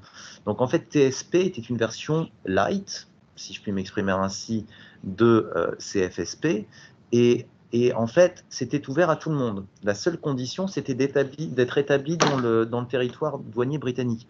Donc c'était quand même extrêmement dangereux. Pour être très clair, c'était extrêmement dangereux. Là, on ouvrait vraiment les vannes côté UK. Mais encore une fois, c'était la vision de Theresa May de faire que, on n'ait pas des camions, des kilomètres et des kilomètres de camions qui soient bloqués, pas forcément le premier jour, mais dans les 2 semaines, et qu'on ait la M25, en gros, côté britannique, qui relie Douvres à Londres, pour être clair, qui soit complètement bloqué dès le début. Boris Johnson, encore une fois, a supprimé ces simplifications. Donc on était vraiment parti sur une importation pure et dure. Bon, les Britanniques sont revenus là-dessus parce qu'ils se sont bien rendus compte que ça n'allait pas être possible d'un point de vue pratique à partir du 1er janvier. Donc, et je vais revenir sur ce slide, Karine, mais si vous pouvez juste sauter un slide, parce que je pense qu'il est important d'expliquer ce qui va se passer vraiment à partir du 1er janvier. On a un plan en 3 phases qui a été élaboré, qui a été annoncé début juillet, qui fait que, en fait, à partir du 1er janvier, vous avez l'option, alors, j'entends, compagnie européenne, si, en fonction de vos contrats, vous devez être l'importateur côté britannique, ou évidemment votre client britannique, mais l'importateur va devoir opter entre 2 options. La première option est de faire une déclaration d'importation complète, dite complète. Donc on a la déclaration d'importation britannique s'appelle le C88, mais c'est exactement le même document que le DAU, merci Stéphane, donc qui est la déclaration d'importation sur le continent. C'est exactement le même formulaire, et ça va rester le même formulaire. Donc ça, il n'y a pas de question là-dessus. On reste vraiment sur le même formulaire. Mais la question est de savoir, est-ce que je prends le temps, ou en tout cas la plupart du temps, mon agent en douane va prendre le temps de faire une déclaration complète au moment où les biens arrivent sur le territoire britannique, ce qui va prendre un petit peu de temps, ou est-ce que je fais une déclaration simplifiée afin que le camion file directement sur mon site, et dans ces cas-là, je ferai une déclaration a posteriori. Bon. Voilà les 2 options qui s'ouvrent aux importateurs à partir du 1er janvier sur tous les produits, à part ce qu'on appelle les produits dits contrôlés, comme les produits chimiques toxiques ou les tabacs, qui sont soumis à d'autres législations, par la législation douanière, la législation ACCIS, des licences d'importation. Voilà. Donc on a ça. Pour les 3 premiers mois, sur tous les produits, à part ces produits dits contrôlés. À partir du 1er avril 2021, pour tout ce qui est produits d'origine animale, produits végétaux, là, on n'a plus cette option-là. Donc, on doit faire des déclarations complètes à partir du 1er avril. Mais encore une fois, tout le reste de produits, dits produits standards, vêtements, montres, ce que vous voulez, là, vous avez l'option de continuer à faire des déclarations simplifiées à partir jusqu'au 1er juillet. Donc, du 1er janvier au 1er juillet, pour des produits dits standards, on a 2 options, déclaration simplifiée ou déclaration standard ou complète. Ça va avoir un impact également sur les droits de douane. Parce que quand vous faites une déclaration simplifiée, ce qui est le cas aujourd'hui, si encore une fois vous avez une autorisation CFSP, vous pouvez le faire, mais en fait vous devez réconcilier vos déclarations d'importation à la fin du mois. Donc en fait, vous faites des déclarations simplifiées au moment où les produits physiquement arrive au Royaume-Uni, mais à la fin du mois, vous devez regarder toutes les déclarations simplifiées que vous avez faites et faire une grosse déclaration, si je me permets ce terme, d'importation. Et à ce moment-là, payer les droits de douane et la TVA à l'importation, puisque quand vous avez CFSP, vous devez avoir l'équivalent du crédit d'enlèvement français qui s'appelle le deferment account côté britannique. Donc, on a déjà tout un jeu d'autorisation là-dessus. Maintenant, à partir du 1er janvier, si vous optez pour la déclaration dite simplifiée, vous n'avez pas besoin de toutes ces autorisations. Et vous aurez la possibilité, enfin vous aurez l'obligation, en l'occurrence, de payer tous les droits de douane et la TVA à l'importation au 1er juillet. Donc en fait, si vous avez importé vous-même ou votre client pour les 6 premiers mois de l'année en utilisant cette option simplifiée, vous allez avoir une dette douanière à payer en juillet qui va reprendre toutes les importations des 6 premiers mois. Alors, je pense que, pour être tout à fait honnête, je ne suis pas sûr que le Royaume-Uni décide de continuer cette option simplifiée au niveau des droits de douane, du paiement des droits de douane.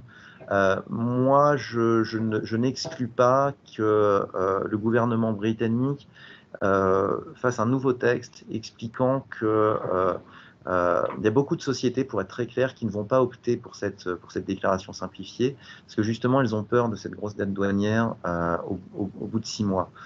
Beaucoup le feraient si jamais elles avaient la possibilité de payer les droits de douane un mois après, en fait, mais pas 6 mois après, parce que vous devez mettre tout un process en place.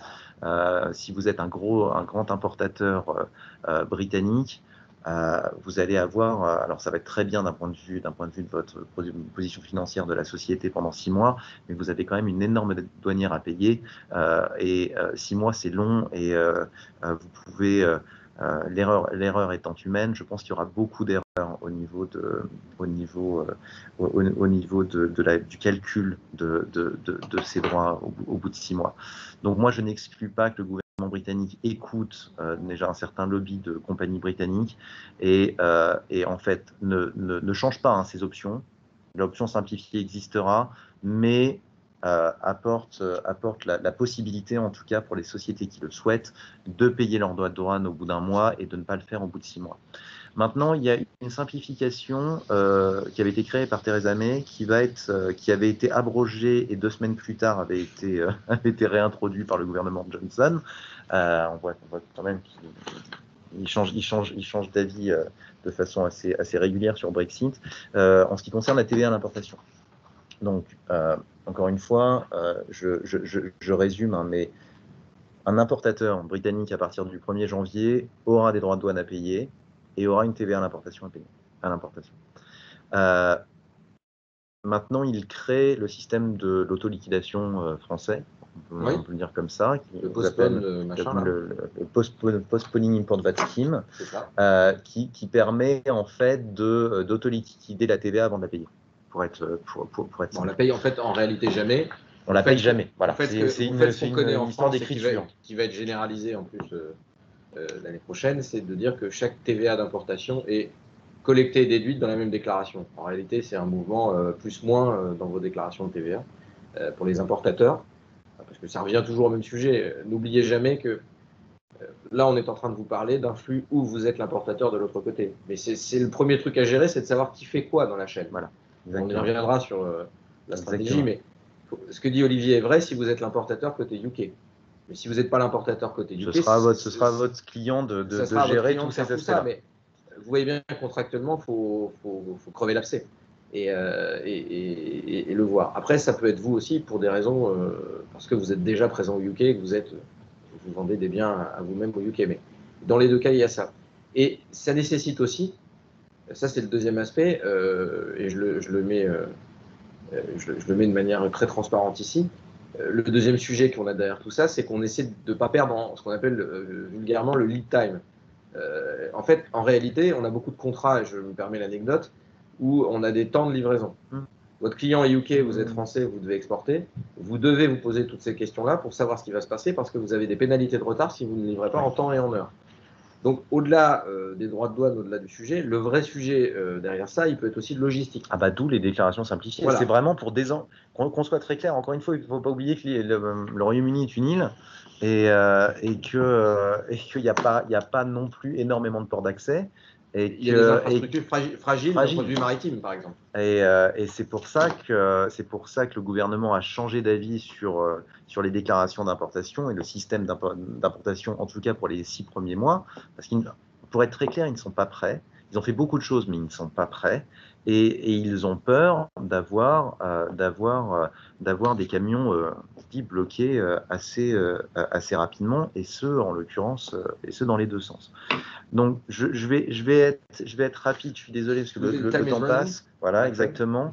Time is clicking. Il nous reste une vingtaine de minutes. Voilà, ouais. Donc, juste pour mon point sur l'autoliquidation, c'est que si vous optez pour la déclaration simplifiée, ou si votre client britannique opte pour la déclaration simplifiée, il n'aura pas le droit à l'accès à l'autoliquidation puisqu'il n'y aura pas de paiement de toute façon de taxes à l'importation, en tout cas pour les 6 premiers mois. Après, il l'aura, mais on sera plus sur une déclaration simplifiée. Par contre, s'il opte pour une déclaration complète, là, dans ces cas-là, on peut se servir de l'autoliquidation.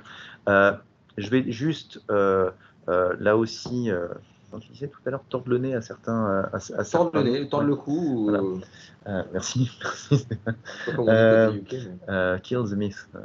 Mais donc, un importateur côté britannique peut être, n'a pas besoin d'être établi dans l'Union, au Royaume-Uni.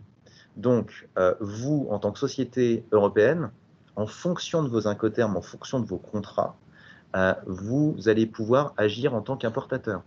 Ce qui fait que, pour en revenir à la question de l'EORI, ouais, vous devrez obtenir un numéro EORI britannique. Sauf si on en a un avant, Olivier, c'est la question que se pose beaucoup de nos auditeurs. Si j'en avais un avant, est-ce que j'en ai toujours besoin? Il est bon. Il reste valide, et c'était dû au côté un peu anachronique de Chief, c'est que en fait Chief ne reconnaissait les numéros EORI que britanniques. Donc en fait des sociétés européennes qui importaient déjà au UK, enfin qui servaient des UK comme leur pays d'importation dans l'Union européenne, ont aujourd'hui un numéro EORI français par exemple et un numéro EORI britannique qui sera toujours valide. Donc si vous en avez un, surtout gardez-le, parce que si vous devez agir en tant qu'importateur, vous en aurez besoin. Bon, effectivement, Stéphane l'a dit, il y a une question aussi majeure de la TVA à l'importation en fonction de qui est propriétaire des biens ou non. Alors je vais pas m'étendre trop sur le sujet, mais les Britanniques considèrent que seul le propriétaire des biens peut récupérer la TVA payée à l'importation. Sauf qu'encore une fois, en fonction de leur système informatique, la déclaration de TVA est faite automatiquement par Chief en utilisant le numéro EORI qui apparaît dans la boîte numéro 8 de la déclaration d'import, qui est l'importateur. Donc en fait, la case, voilà la case. Donc en fait, d'un point de vue aujourd'hui, si vous agissez en tant qu'importateur mais que vous n'êtes pas propriétaire des biens légalement, vous allez payer la TVA à l'importation, et normalement, d'après la version britannique, vous ne pouvez pas récupérer la TVA à l'importation. C'est un gros sujet, en l'occurrence au Royaume-Uni, parce que jusqu'à présent, il y avait une certaine flexibilité là-dessus, mais plus maintenant, plus depuis juillet de l'année dernière. Donc ça s'est déjà mis en place pour des importations. Donc encore une fois, juste, je répète, mais 1er janvier, on a des déclarations d'import à faire côté britannique, soit complètes, soit simplifiées. Olivier, une question très pertinente.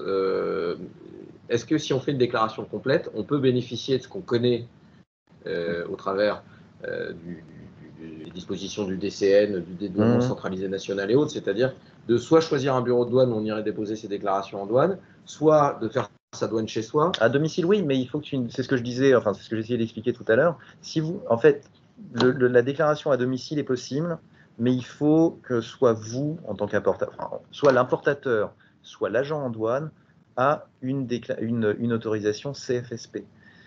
Jusqu'à présent, pour être très clair, c'était extrêmement rare que des agents douaniers ou des entreprises britanniques, à part les très gros importateurs, qui sont à flux tendu et ce type de déclaration, c'était rare, encore une fois, tout simplement parce qu'on n'en avait pas besoin. Parce que le système de dédouanement britannique est extrêmement rapide. Et puis on entend dire dans les associations, et c'est rappelé d'ailleurs dans le fil, on a surtout beaucoup entendu les associations de brokers dire qu'ils étaient opposés à CFSP. Oui, parce que ça leur fait plus de travail et ils ont des garanties financières à apporter à HMRC, etc., etc. Donc il y a tout. Bien sûr. Et puis ils ne veulent pas être responsables. Les agents britanniques, je suis assez familier avec la plupart, vous expliqueront gentiment que leur job c'est de faire bouger les produits. Plus on bouge, plus ils ont de contrats. C'est pas d'être responsable de déclaration douanière et c'est pas de faciliter le dédouanement de façon particulière. Ils le feront pour certains de leurs clients, mais ils vont pas se mettre en danger financièrement. Non, mais c'est important parce que c'est un rôle que jouent beaucoup nos transporteurs transitaires qui ont beaucoup été délégués entre guillemets de toutes ces missions. Non, je sais bien. Côté français, je pense que culturellement c'est aussi important pour nos auditeurs de l'entendre. Non, tout à fait. C'est pas, vous n'allez pas trouver je dis pas le même service, mais en tout cas, c'est pas la même prise de position au départ. C'est pas la même prise de position. Et puis, il y a aussi un certain nombre d'agents qui étaient limités jusqu'à présent côté britannique, parce qu'encore une fois, on n'avait pas besoin. L'île c'est pas le plus gros pays d'importation au monde, loin s'en faut. Et donc, il n'y avait pas besoin d'un nombre d'agents particulièrement important. Ça change. Aujourd'hui, il y a beaucoup de gens qui créent des sociétés pour ce type de service. Là aussi, grand danger quand même, parce que des gens qui n'y connaissent strictement rien, qui vont se mettre déclarés en douane côté britannique à partir du 1er janvier. Dernier petit point sur l'importation UK. Encore une fois, on en a déjà parlé, mais je me permets de me répéter. On est sur le nouveau tarif britannique. Nouveau tarif britannique veut dire que vraiment, droit de douane, je me permets de répéter ce que tu as dit tout à l'heure, si on a un accord de libre-échange, on aura un accord de libre-échange qui sera basé sur les règles d'origine. Donc, dans le meilleur des mondes, on a un accord de libre-échange qui est publié, il est prêt, entre parenthèses. Il y a un accord de 663 pages, pour être précis, qui est, d'après ce que je sais, prêt, avec encore une fois 2 points, la pêche et la question des aides d'État qui n'est pas remplie pour le moment. Mais sinon, il est prêt et on est sur des règles d'origine. On n'est vraiment pas sur de l'union douanière, ce que tu as rappelé tout à l'heure. Mais je me permets de le redire parce que dans le meilleur des mondes, vous aurez potentiellement des deux côtés de la Manche la possibilité de ne pas payer de droits de douane, mais il y aura un gros exercice d'origine douanière à faire entre, en gros, le 1er novembre et le 31 décembre. C'est complexe, l'origine préférentielle. C'est certainement le sujet le plus difficile à appréhender en douane. Donc, ça ne va pas non plus être champagne à partir du 1er novembre si on sait qu'on a un accord de libre-échange, parce qu'il y aura un gros travail pour beaucoup de sociétés, un gros travail d'origine préférentielle à faire d'ici en 2 mois, ce qui est quand même pas le plus simple. Mais si nous n'avons pas d'accord si nous n'avons pas d'accord de libre-échange, il y aura des droits de douane côté britannique. Et encore une fois, je me répète, mais je suis désolé, mais je trouve que il y a une certaine mésinformation là-dessus. Quoi qu'il arrive, au 1er janvier, on a des déclarations d'import à faire côté UK. Donc, d'un point de vue strictement financier, évidemment, les agents en douane vont être payés pour ça. Donc, il y a des flux, ce que j'appelle les coûts indirects ou administratifs, qui pour certaines compagnies qui sont à flux tendu tous les jours entre l'Union européenne et les UK, ou UK et l'Union européenne. Tu as parlé des délais tout à l'heure, je suis tout à fait d'accord. Il y a aussi cette problématique. Pour être très clair, j'ai fait une analyse Brexit pour une compagnie, pour une société qui n'aura pas de droit de douane quoi qu'il arrive à payer côté UK. Par contre, il chiffrait à peu près à 4 millions de pounds par an l'impact Brexit au niveau de ses coûts administratifs. Les agents britanniques vont être ravis de demander à peu près 50 pounds par déclaration complète, pas simplifiée, mais par déclaration complète à partir du 1er janvier. Donc, c'est un business pour eux, Brexit, quand même, si je puis me permettre. Donc, ne mésestimez pas l'impact aussi des coûts de transport et des coûts de ces coûts administratifs et pas simplement des droits de douane. suis désolé, je pense que je vais m'arrêter là côté britannique. Non, tu peux juste peut-être rappeler que en 2 secondes, au-delà de tout ce qu'on s'est dit rapidement, il ne faut pas oublier non plus, derrière tout ça, que le UK commence à signer des accords d'origine préférentielle, alors qu'ils sont souvent des copier-coller de ce qu'on connaît. Oui, mais qui alors sont ça, des accords parce qu'ils sont sortis. Tu as raison. Ils sont sortis de l'Union européenne depuis quelques temps maintenant. Donc ils n'ont plus accès, en fait, accès aux accords. Ils les ont encore aujourd'hui parce qu'on est en phase de transition, mais si vous exportez des produits depuis le Royaume-Uni qui sont fabriqués au Royaume-Uni vers le Japon, par exemple, vers la Corée du Sud, qui sont les 2 gros accords qui ont été conclus, voilà, il y a effectivement, le Royaume-Uni a pu au moins avoir quelques accords avec des pays évidemment non partie de l'Union européenne, mais ils sont quand même en train de négocier avec succès ou pas, parce qu'encore une fois, ils n'en ont pas avec les États-Unis, ce qui était leur très grand objectif de l'année. Ils ne l'auront pas, mais ils ont annoncé en grande pompe le Japon il y a 2 semaines. J'ai toujours pas vu de signature officielle, mais les 2 côtés ont annoncé que c'était finalisé. Donc effectivement, ils négocient en parallèle avec d'autres pays que l'Union européenne. Je crois que c'est des slides juste après, oui, vous avez montré. Oui, c'est des slides juste après. Alors, est-ce que, d'un point de vue exportation, juste rapidement, côté UK, parce qu'on devait maintenant faire une partie… Il y a ce slide-là, à mon avis, qui est très intéressant pour nos amis. On enverra bien sûr le PowerPoint aux interlocuteurs. Alors, Karine, Sylvie, si vous pouvez passer au prochain slide. C'est juste les délais, c'est important. C'est ce que Stéphane disait, on a des régimes spéciaux, on a des autorisations douanières spéciales. Non, c'est pas celui-là. Avant. Encore avant. Voilà, celui-là. Non, hop, après. Voilà. Merci. Donc celui-là, on sera soumis, les importations seront soumises au droit douanier britannique. Entre parenthèses, vous pouvez déjà vérifier toutes ces législations parce qu'elles ont été faites en fin 2018, en octobre 2018 pour être très précis. Donc vous avez 4 ou 5 maintenant statutory instruments, en l'occurrence, qui sont les lois britanniques qui vont réguler les importations et les exportations britanniques à partir du 1er janvier. Mais en fait, ce tableau est généralement plus intéressant pour des sociétés britanniques qui vont commencer à importer plutôt que des sociétés européennes, mais ça peut également vous aider dans vos potentielles négociations avec vos clients britanniques. Il va falloir avoir un numéro EORI. Bon, ça c'est clair. 1 semaine maximum pour obtenir ce genre d'identification douanière au UK. Mais si on part sur des régimes spéciaux qui vont toujours exister, cette autorisation de CFSP dont je parlais tout à l'heure, entrepôt douanier, perfectionnement actif, etc., on a des temps de latence qui vont être importants pour obtenir ces autorisations. Donc si vous avez des négociations actuelles sur votre future chaîne d'approvisionnement, dirons-nous, avec vos clients britanniques, il faut absolument que ça rentre en ligne de compte parce que ça va les aider à importer. Mais s'ils n'ont pas commencé encore, il faut leur dire, il va peut-être falloir que vous fassiez en fait les démarches de votre côté parce que ça prend du temps. Ces temps vont être raccourcis, pour être très clair, parce qu'on avait jusqu'à présent une garantie financière à apporter à HMRC pour tout ce qui était régime douanier. Donc, pour CFSP, pour perfectionnement actif, entrepôt douanier, etc. Cette autorisation prend un maximum légal de 4 mois à obtenir côté britannique, comme dans l'Union européenne d'ailleurs. Donc, ça ralentissait considérablement le temps pour obtenir des autorisations. À partir du 1er janvier, ce n'est plus le cas. On n'a plus besoin de garantie financière côté britannique. C'est temporaire, mais pour certains régimes spéciaux, HMRC ne vous demandera pas de garantie financière.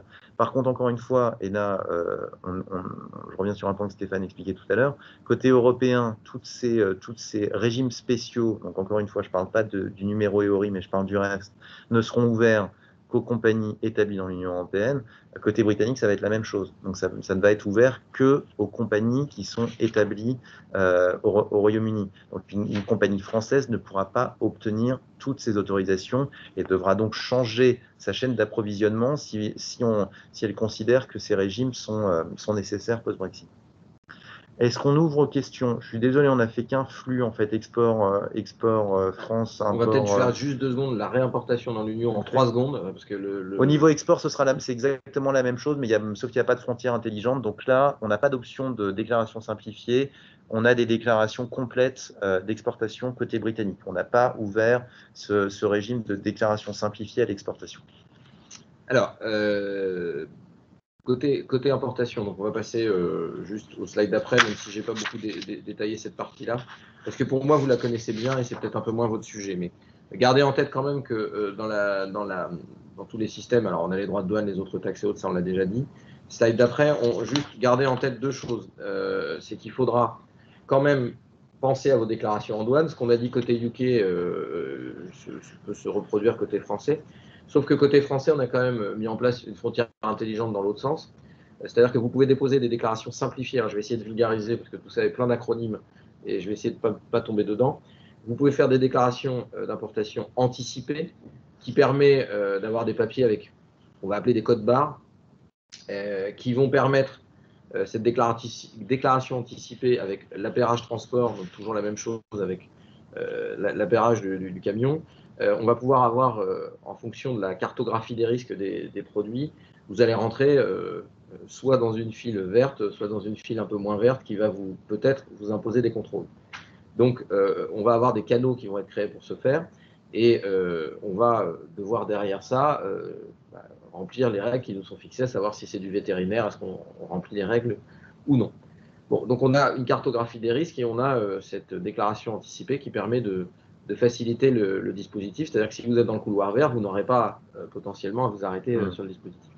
Ça sera souvent couplé, pas une obligation absolue, mais je pense que ça sera dans pas mal de cas parce qu'on entend beaucoup d'opérateurs qui pensent à y aller, avec une déclaration dite de transit commun qui va vous permettre depuis ce point d'aller amener les marchandises si vous êtes ce qu'on va appeler un destinataire enregistré, agréé, qui va vous permettre de faire les déclarations en douane, de décharger les marchandises chez vous.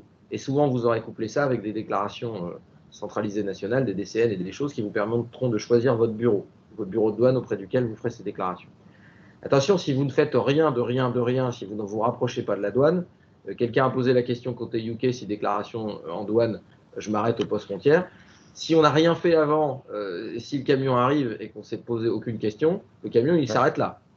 Soyons très clairs. C'est-à-dire qu'il s'arrête à la sortie et on lui dit, il faut faire une déclaration en douane, il faut tout déclarer et payer. Donc là, vous avez intérêt à vous armer de patience certainement, et puis surtout à avoir des transitaires pour le faire, qui sont localisés, parce que vous n'aurez pas tellement d'autres choix si vous n'avez rien anticipé. Donc, ça permet de faire le lien derrière avec ce qu'on va dire.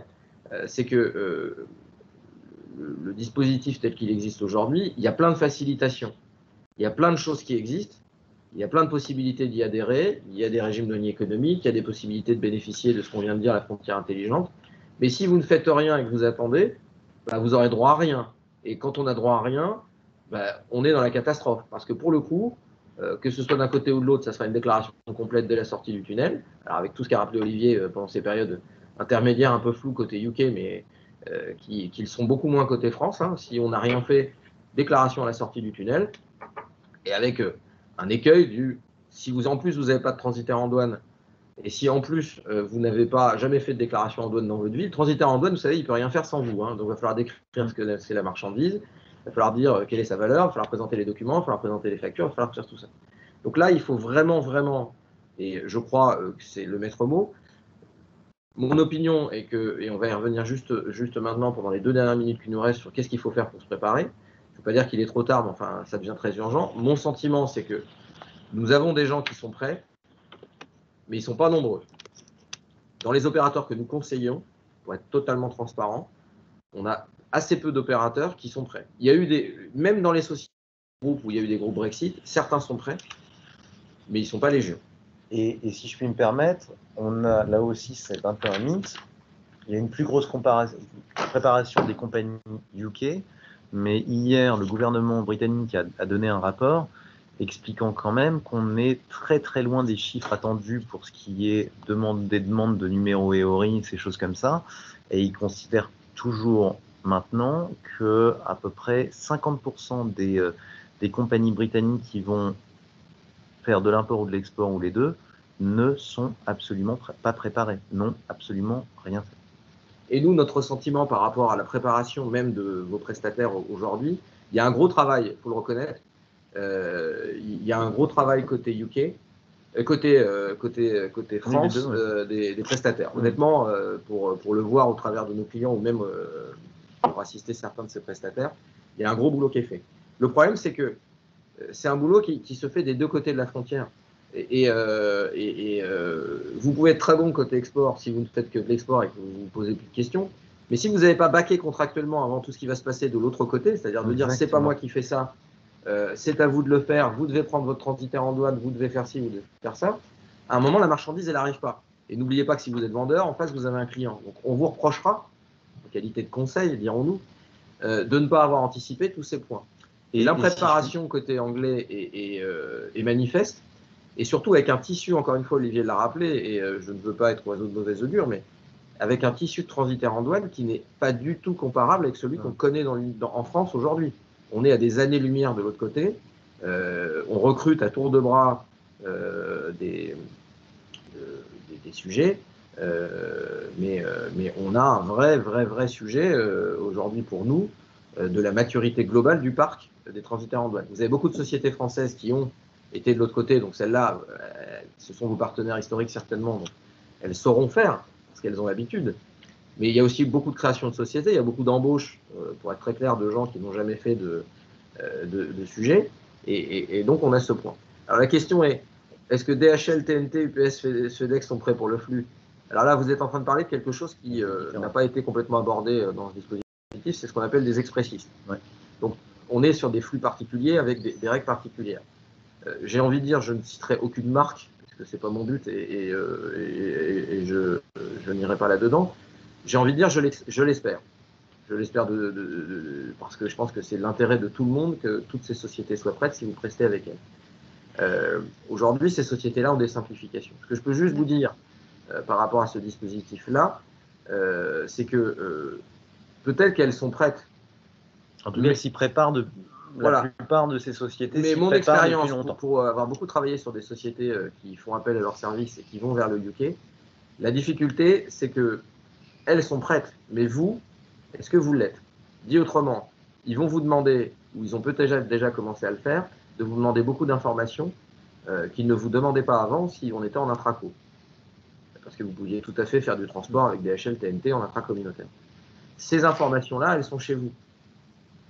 Et en réalité, le problème qu'on a, et je vous le dis de manière très transparente, et je n'ai pas d'action chez ces sociétés-là, donc j'ai aucun problème à les défendre, justement, c'est qu'en fait, en réalité, elles sont préparées, elles vous demandent des infos, peut-être qu'elles vous ont déjà envoyé des emails, et je le vois au travers du luxe, par exemple, ou dans le secteur dans lequel je travaille beaucoup.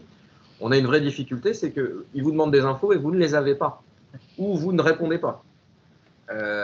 Et c'est une réalité, et pourtant je suis plutôt historiquement du côté des chargeurs, comme on les appelle, que des transitaires, mais il y a une vraie rencontre qui ne se fait pas là. Ouais.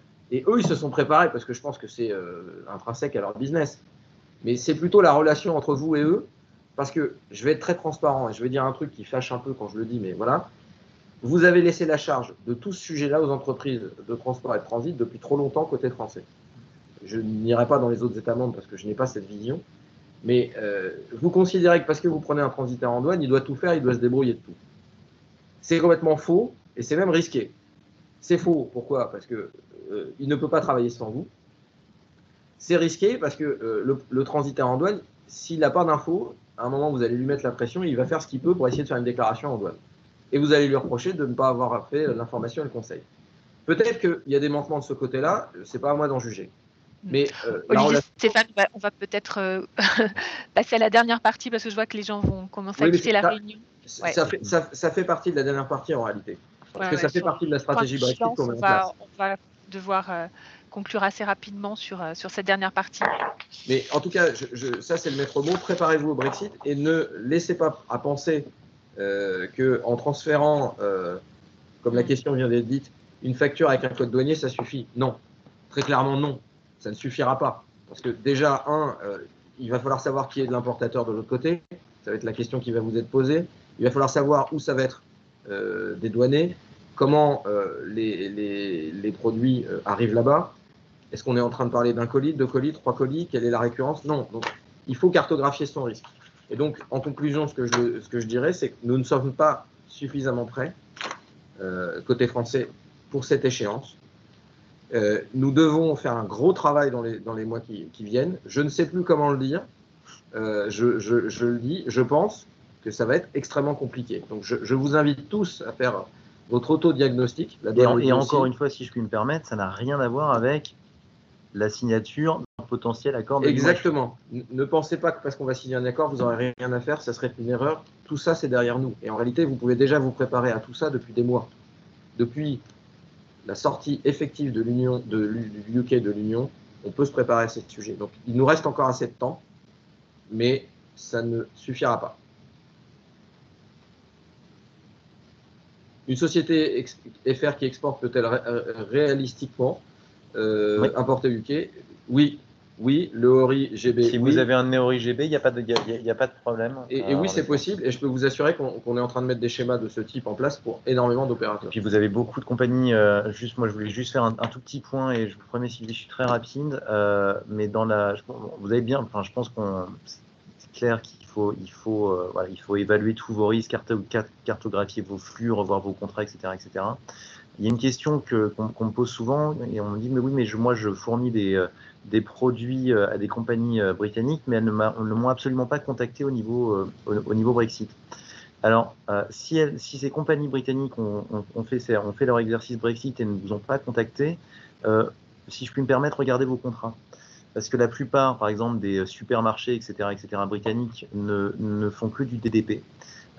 Et donc, en fait, se taisent de façon il y a une raison pour leur silence si elles ne vous ont pas contacté, parce qu'en fait, elles s'attendent à ce que vous gériez tout et que les produits arrivent bien comme il faut, comme aujourd'hui, à l'endroit prévu, en temps et en heure.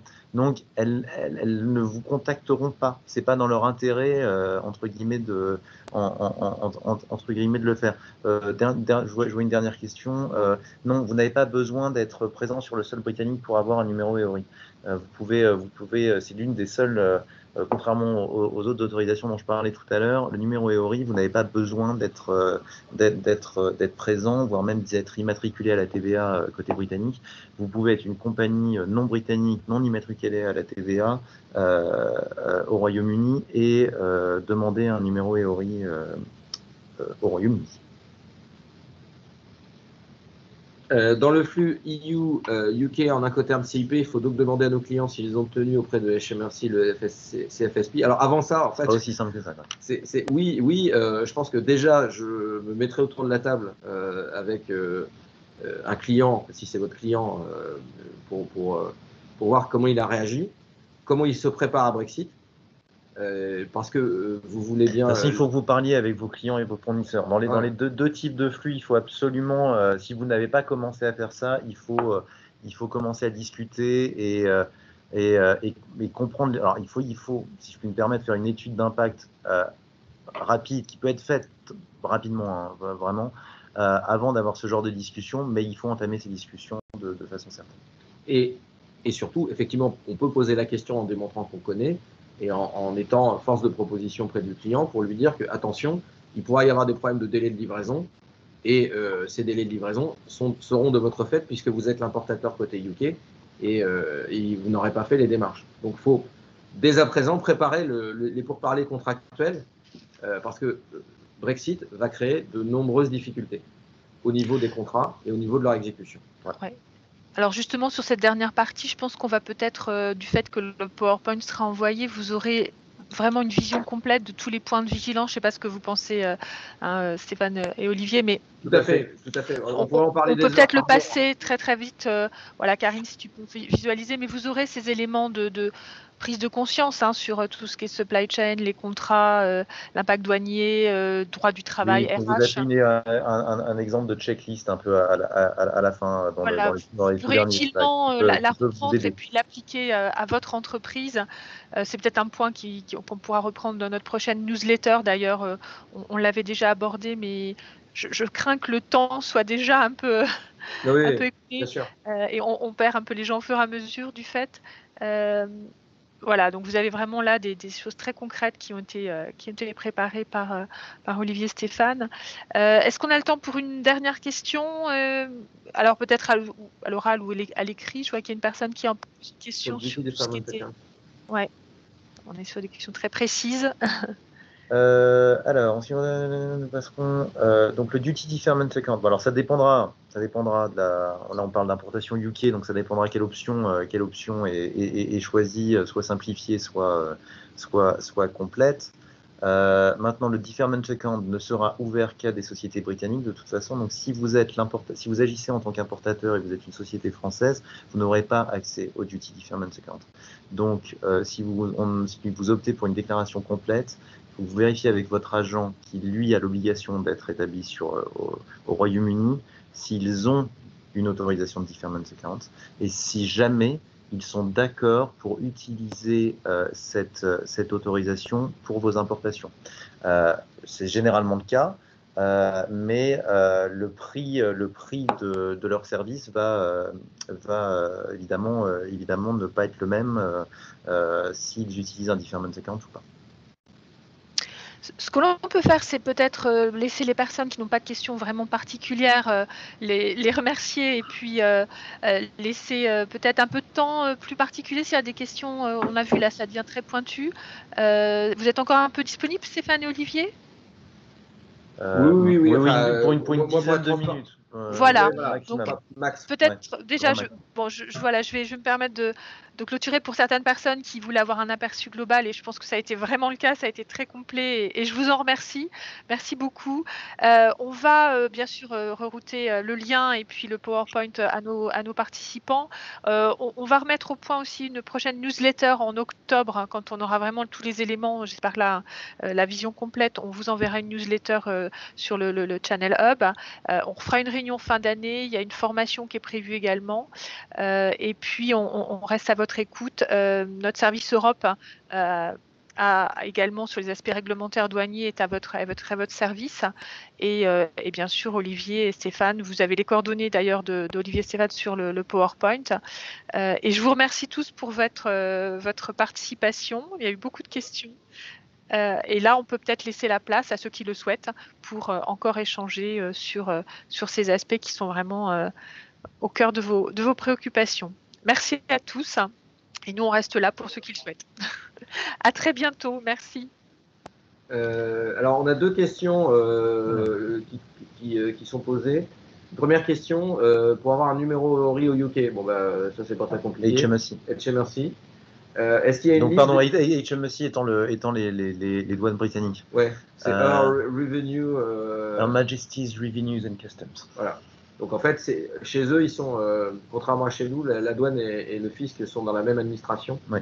Donc c'est ce sujet-là. Mais si vous avez besoin d'un lien, envoyez-moi un email séparément si vous voulez. Évidemment, je vous enverrai le lien pour.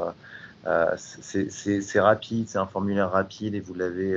Voilà, vous pouvez les bureaux de passage. Alors les bureaux de passage, en fait, au UK, c'est les bureaux de douane.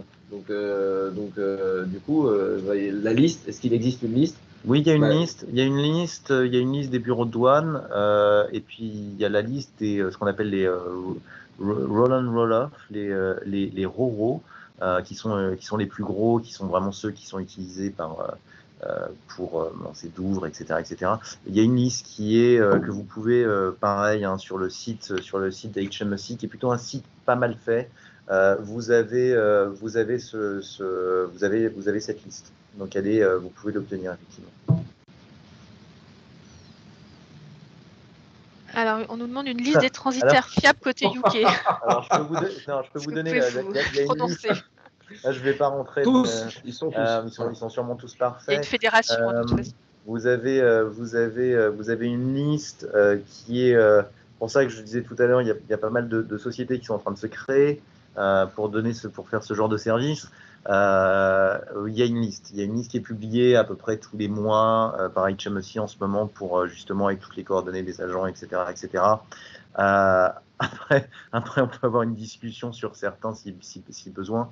Voilà, je ne peux pas vous donner de nom là comme ça, mais il y a une liste de toutes les sociétés qui vont agir en tant qu'agents à partir du 1er janvier. On nous pose une question côté TLF, on nous pose une question sur les informations sur les changements anticipés dans la V2 britannique. On parle de changements côté garantie. Alors, je suis pas sûr de très bien comprendre la question au niveau V2 britannique, mais au niveau garantie, on va avoir une absence, on aura une exemption en fait de la demande de garantie à partir du 1er janvier pour tout ce qui est deferment account, régimes spéciaux, etc., etc. Par contre, elle ne sera que temporaire, parce que quand vous regardez la législation britannique, donc les statutory instruments dont je faisais référence tout à l'heure, on a une obligation de garantie. Mais de façon temporaire, il n'y aura pas de garantie financière à apporter. Une question sur l'autorisation de TSP, oui, aussi. Oui, non, la TSP, vous l'oubliez. Si on a obtenu avant et qu'on est transféré en CFSP ou pas pas du tout, non. Non, pas du tout. Donc, toutes les autorisations TSP ont été éliminées, entre guillemets, et si vous voulez une autorisation CFSP, vous devez en faire la demande. Encore une fois, TSP, si mes souvenirs sont bons, c'était une page qui vous demandait votre identité au niveau de la société et votre lieu, en gros. CFSP, on est très très loin de ça. C'est beaucoup plus, sophistiqué, dirons-nous. Je suis désolé, il faut que j'y aille. Bien, je pense que de toute façon, il y a après vos mails et puis contact possible en direct. Merci en tout cas beaucoup. Merci Olivier et Stéphane. C'est un sujet qui reste toujours d'actualité et on pourra compléter utilement, mais je crois que vous avez déjà donné un grand nombre de réponses et de mises en garde, de précautions à prendre. Merci à tous et puis écoutez, on se retrouve vraisemblablement fin d'année pour là vraiment vous donner tous les détails d'un possible accord ou non accord. On est toujours sur ces questions. Voilà. Merci beaucoup. Merci à tous et merci surtout à vous Sylvie et à toute votre équipe pour la qualité de l'organisation et votre sympathie. Merci beaucoup. Merci. Karine est associée. Karine est avec Bien sûr. Karine est là. Voilà. Merci, c'est gentil. Merci à tous. Bonne journée. Bonne journée. Au revoir. Bonne journée, au revoir. Au revoir.